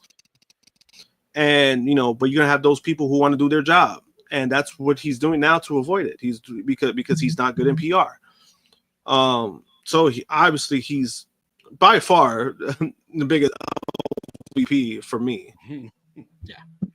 MVP for the show, I will give it to Cody Rhodes for the win in the main event, and because he had nothing to do with the post-credit scene and the SmackDown tag team division. Josh. Oh boy, that was funny. I'll give it to Cody Rhodes. Nate, this may surprise you, Sid, because I love me some Cody Devontae Rhodes, but I have a tie for MVP of the night, and one of these people is not Cody Rhodes. My MVP of the night first goes to zip ties, man, because if there was an advertisement for the power of zip ties, man, you could tie something up, Josh, and you ain't gonna be able to get it loose. More effective than handcuffs. That's zip what ties I learned. Are more effective than handcuffs. It's a cost-effective fastener, man. Apparently. Put it on your car. Apparently, it takes somebody 15 minutes to get out of zip ties, but handcuffs, hey, you get that shit out in less than 2 minutes. Like damn Gorilla Glue, all I need is a bag of zip ties, Sid, and I'm gonna be straight. So zip ties is the MVP of the night for that free advertisement. But also, man, much respect to Cody Devontae Rhodes, but I got to give it up to our man John Kentavious Caldwell Cena on these streets, brother. I would definitely give it to Cena if his boss didn't throw him under the bus. This was his idea. So I would definitely give it to Cena, but I can't. And the thing is, Sid, because we've been talking, man. I know Cena heard the whispers, man. Yo, I think Cena washed. I don't think he got it no more, man. He never was the best wrestler, but even now he not back up to his standards, man. John threw it out there last night, man. He was like, "Damn all that, man. I'm gonna be in the ice bath for the next 3 weeks, but I'm gonna give you what I got left in his body." And he put on a damn show, man. And got the honor of being the only person, to my knowledge, to have the whole got my ass kicked and then get the applause from the audience. He got it twice in the same night. He got it after Cody beat him, and then he got it after Brock showed up. And so for staying and living through that moment, John Cena, I appreciate you, brother, man. Look, we all saw you last night, John Cena, and we liked what we saw, except for the post-credit scene. Unfortunately, yeah, the post-credit scene. All right, and then finally we got match of the night and moment of the night. Match of the night, easy. It's the main event. For me, I will go with the main event, John Cena versus Cody Rhodes. And moment of the night, I will give it to Candice LeRae's dive through the table. Nate? Those are both good. Match of the night, obviously, Cody Cena. I love that Candice moment. I love the sequence in the TLC match where they just was going table crazy. I love AJ coming out as Eddie. But I think my moment of the night, like the moment where I was just like, okay, I'm having fun now, is when Cody and Cena start brawling. They disappear. Where they go. And then this man had the audacity to come up on the Cody Vader scene. And I'm like, oh, these boys is cooking right now. Like that to me was the moment. I'm like, yeah, this is going to be good. I have nothing to fear. They're going to land the plane. And it was all good until that post-credit scene. Again, you know what? My hope, Sid, is that this post-credit scene is much like the post-credit scene of Eternals, a movie that nobody remembers, because that post-credit scene went nowhere, and hopefully this damn Brock Lesnar thing goes nowhere either. Oh my God. Moment of the night and match of the night, Josh. Match of the night, easily the main event. Moment of the night, damn, I'm actually might have to agree with Nate because that shit was funny. Like Cena coming out like that shit, like Thanos, like bringing him back out like Iron Man or some shit.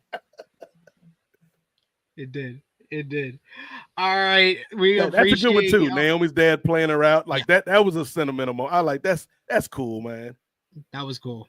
Yes, we appreciate y'all all in the chat. We appreciate all the conversation, all the super chat donations. You guys were awesome as always. If you haven't already, drop the thumbs up on the video. It helps us out so much and helps out the algorithm. So we thank you for joining us live. Thank you if you're watching us on demand. Comment down below. Let us know what you thought about WWE SummerSlam Night 2. Want to thank the True Draw, Josh, as always, but especially our special guest, Nate Milton. We always enjoy talking about these PLEs, these pay-per-views. We got to get you back on the flagship on a Saturday as well, because you always bring the knowledge, bring the laughs, and everything in between, and keep it real as always. So we always appreciate you for that. So let the people know where they could see you on social media, where they could find you on the YouTube channels, on the Patreon. The floor is yours. Hey, thank you, Sid. Love being here as always, man. I always love chopping it up with you and Josh and Romeo and Chrissy and Drunk Guy and the whole crew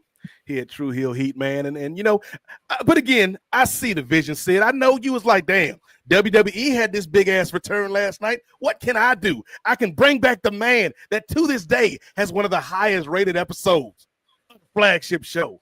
And that is the Godfather himself, Nate Milton. So thank you for having me, Sid. If y'all want to hear more from me, if y'all enjoyed our conversation today, you don't have to wait long, because I'll be back in about 45 minutes over at the Nefarious Media Network YouTube channel for an episode of The Parlay. It's just kind of our show about nothing, where we just kind of, you know, just kind of kick it, have chats about life and sports and movies, and we'll probably talk about this Brock Lesnar thing a little bit too. But it'll be myself, Two-Way Ray Williams, the Professor Chris Ely, who some of y'all know from True Heel Heat, and Brittany Monet. So we're going to have fun with that at 4 o'clock Eastern. So, you know, go get you a snack, get you something to eat, you know, hit the restroom, and then come back here and sit in front of your damn computer and watch us do what we do. If y'all want to help us out, man, you know, hit up the Patreon, patreon.com/Nefarious Media Network. We in the midst of the drive for 500, trying to hit 500 Patreon subscribers, man, because we want to do some big things this year. We changed the network over from Kings of Sport to Nefarious back in January, and we got a lot of positive response for that. So we just trying to do some good work out here, Sid. Trying to make the world a better place, one show at a time. Trying to change the game by any means necessary, even if those means may be nefarious. So I hope this was a great reunion for you, Sid, because I had fun, man. Post-credit scene aside. So always glad to do this, man. And I appreciate you, and I appreciate your audience, because they always show us love whenever, you know, me or Chris come on here. Absolutely. Josh, let everybody know where they can follow you, sir. JM Punk 321, Twitter and Instagram. And I'll be back Saturday for the podcast. That should be fun. Wasn't there this Saturday, so I wanted to make up with the 2 reviews. Oh, and then the watch party yesterday, which, you know, I didn't expect to do the watch party, but it was fun. Absolutely. We appreciate you for that, good brother. But thank you all for joining us live. If you haven't already, you can follow me on the Twitter machine at TrueHillSB3. Follow the gang, Facebook, Twitter, Instagram, TikTok at True Hill Heat. If you're watching Monday Night Raw tonight, if you're not, join us live tomorrow, 1:05 p.m. Eastern time for Rated Raw review. Romeo, I saw him in the chat. He might join us. I don't know. We never know. Every Tuesday. But Top Guy JJ will definitely be here with me to talk about tonight's Monday Night Raw. Thank you so much to Nate Milton. Thank you to Josh. Thank you to all of you. If you haven't already, drop the thumbs up once again and check out all the great content we got on the channel from this weekend. True Hill Heat 340 with me and Chrissy Love, with our call-ins from Chase and Negro Buck as well. We had our night one SummerSlam